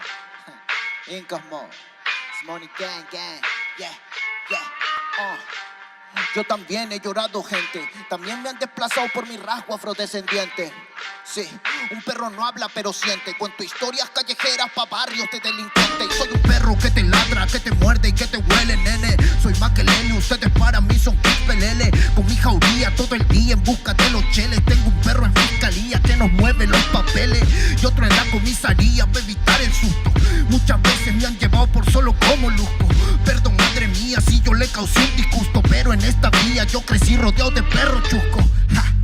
Yo sé que me quieren ganar, yo sé que me quieren tumbar y no pasará porque soy de verdad. Está súper rafina la Dodo Style, metido en latina aprendiendo un quizá. Yo tengo el style, no mido la raza del perro, yo mido por la lealtad y yo soy leal. Yeah. La calle te enseña lo que no te enseña la universidad. Yeah. Saliste ese peña aquí con una seña te tiran para atrás. Yeah. La calle limeña aquí nadie la tenía, ya nada es igual. Yeah. Tiene que respetar, yeah. Tiene que respetar. Yeah. La calle te enseña lo que no te enseña la universidad. Yeah. Saliste ese peña aquí con una seña te tiran para atrás. Yeah. La calle limeña aquí nada le duele, ya nada es igual. Yeah. Tienes que respetar, yeah. Si yo soy tu papá, yeah, yeah, yeah. Cinco's mob, negro. Yeah, Cinco's mob, nigga. Yeah, Nero Luigi, man. Incas mob, yeah. It's Money Gang, gang, gang, yeah. Hey, yo. Yango en la maldita casa. Me llaman pa' que les dé al menos una vez al mes. Se metieron al lago y olvidaron que era el mes. For everybody bless. La fama es una puta, me está llamando a las 3. Dile que llame después de las 16 y 25. Volví de la infancia de Abraham Lincoln. Con fuerza ya inco, luchando para salir del rincón. Letra callejera en CD brinco. Under del under, puede que tu viejo te lo mande. Sale de vez en cuando como el cóndor por los Andes. Mi cuerpo no es de madera como Dandy. Antes que me branden, yo seré el ola que los expande. Aunque esto me pique en la madera, no sirven ni para romper el ticket de un evento afuera. Loco por la carrera, desafían la gravedad. Yo espero tras la barrera y llego con la novedad. Niña, tú solo espera que ya encontré la manera. He visto bastante por querer lograrlo saltando escalones dentro de la escalera. La vida me puso al depósito, yo sé de púlpito pa' que el mundo conociéramos. De esta parte mejor interprete que parido de esta cordillera. Sin luz afuera, que el espectáculo es dentro. La calle es mi templo, tiembla el pavimento. Cuando yo me concentro, mis disparos son temas. La calle un poema, se siente desde cuando entro. Y a toditos estos drogaditos que creen que rapean, los regreso al centro de mi balcón. Yo he visto el clon del clon en la misma gestión, pero a la malla no llega el balón. Y para esta pantalla no soy el patrón. Yo ya me sé la cuestión y doy fe por cada renglón. Consciente de la operación del final de Mbappé con la edad de bufón.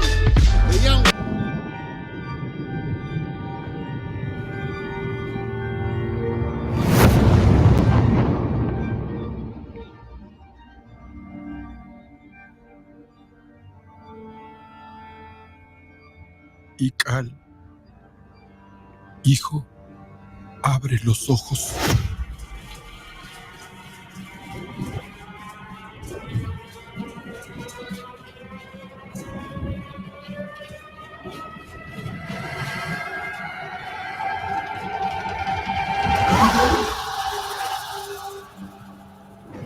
Tu cuerpo se queda con nosotros, pero tu espíritu debe seguir.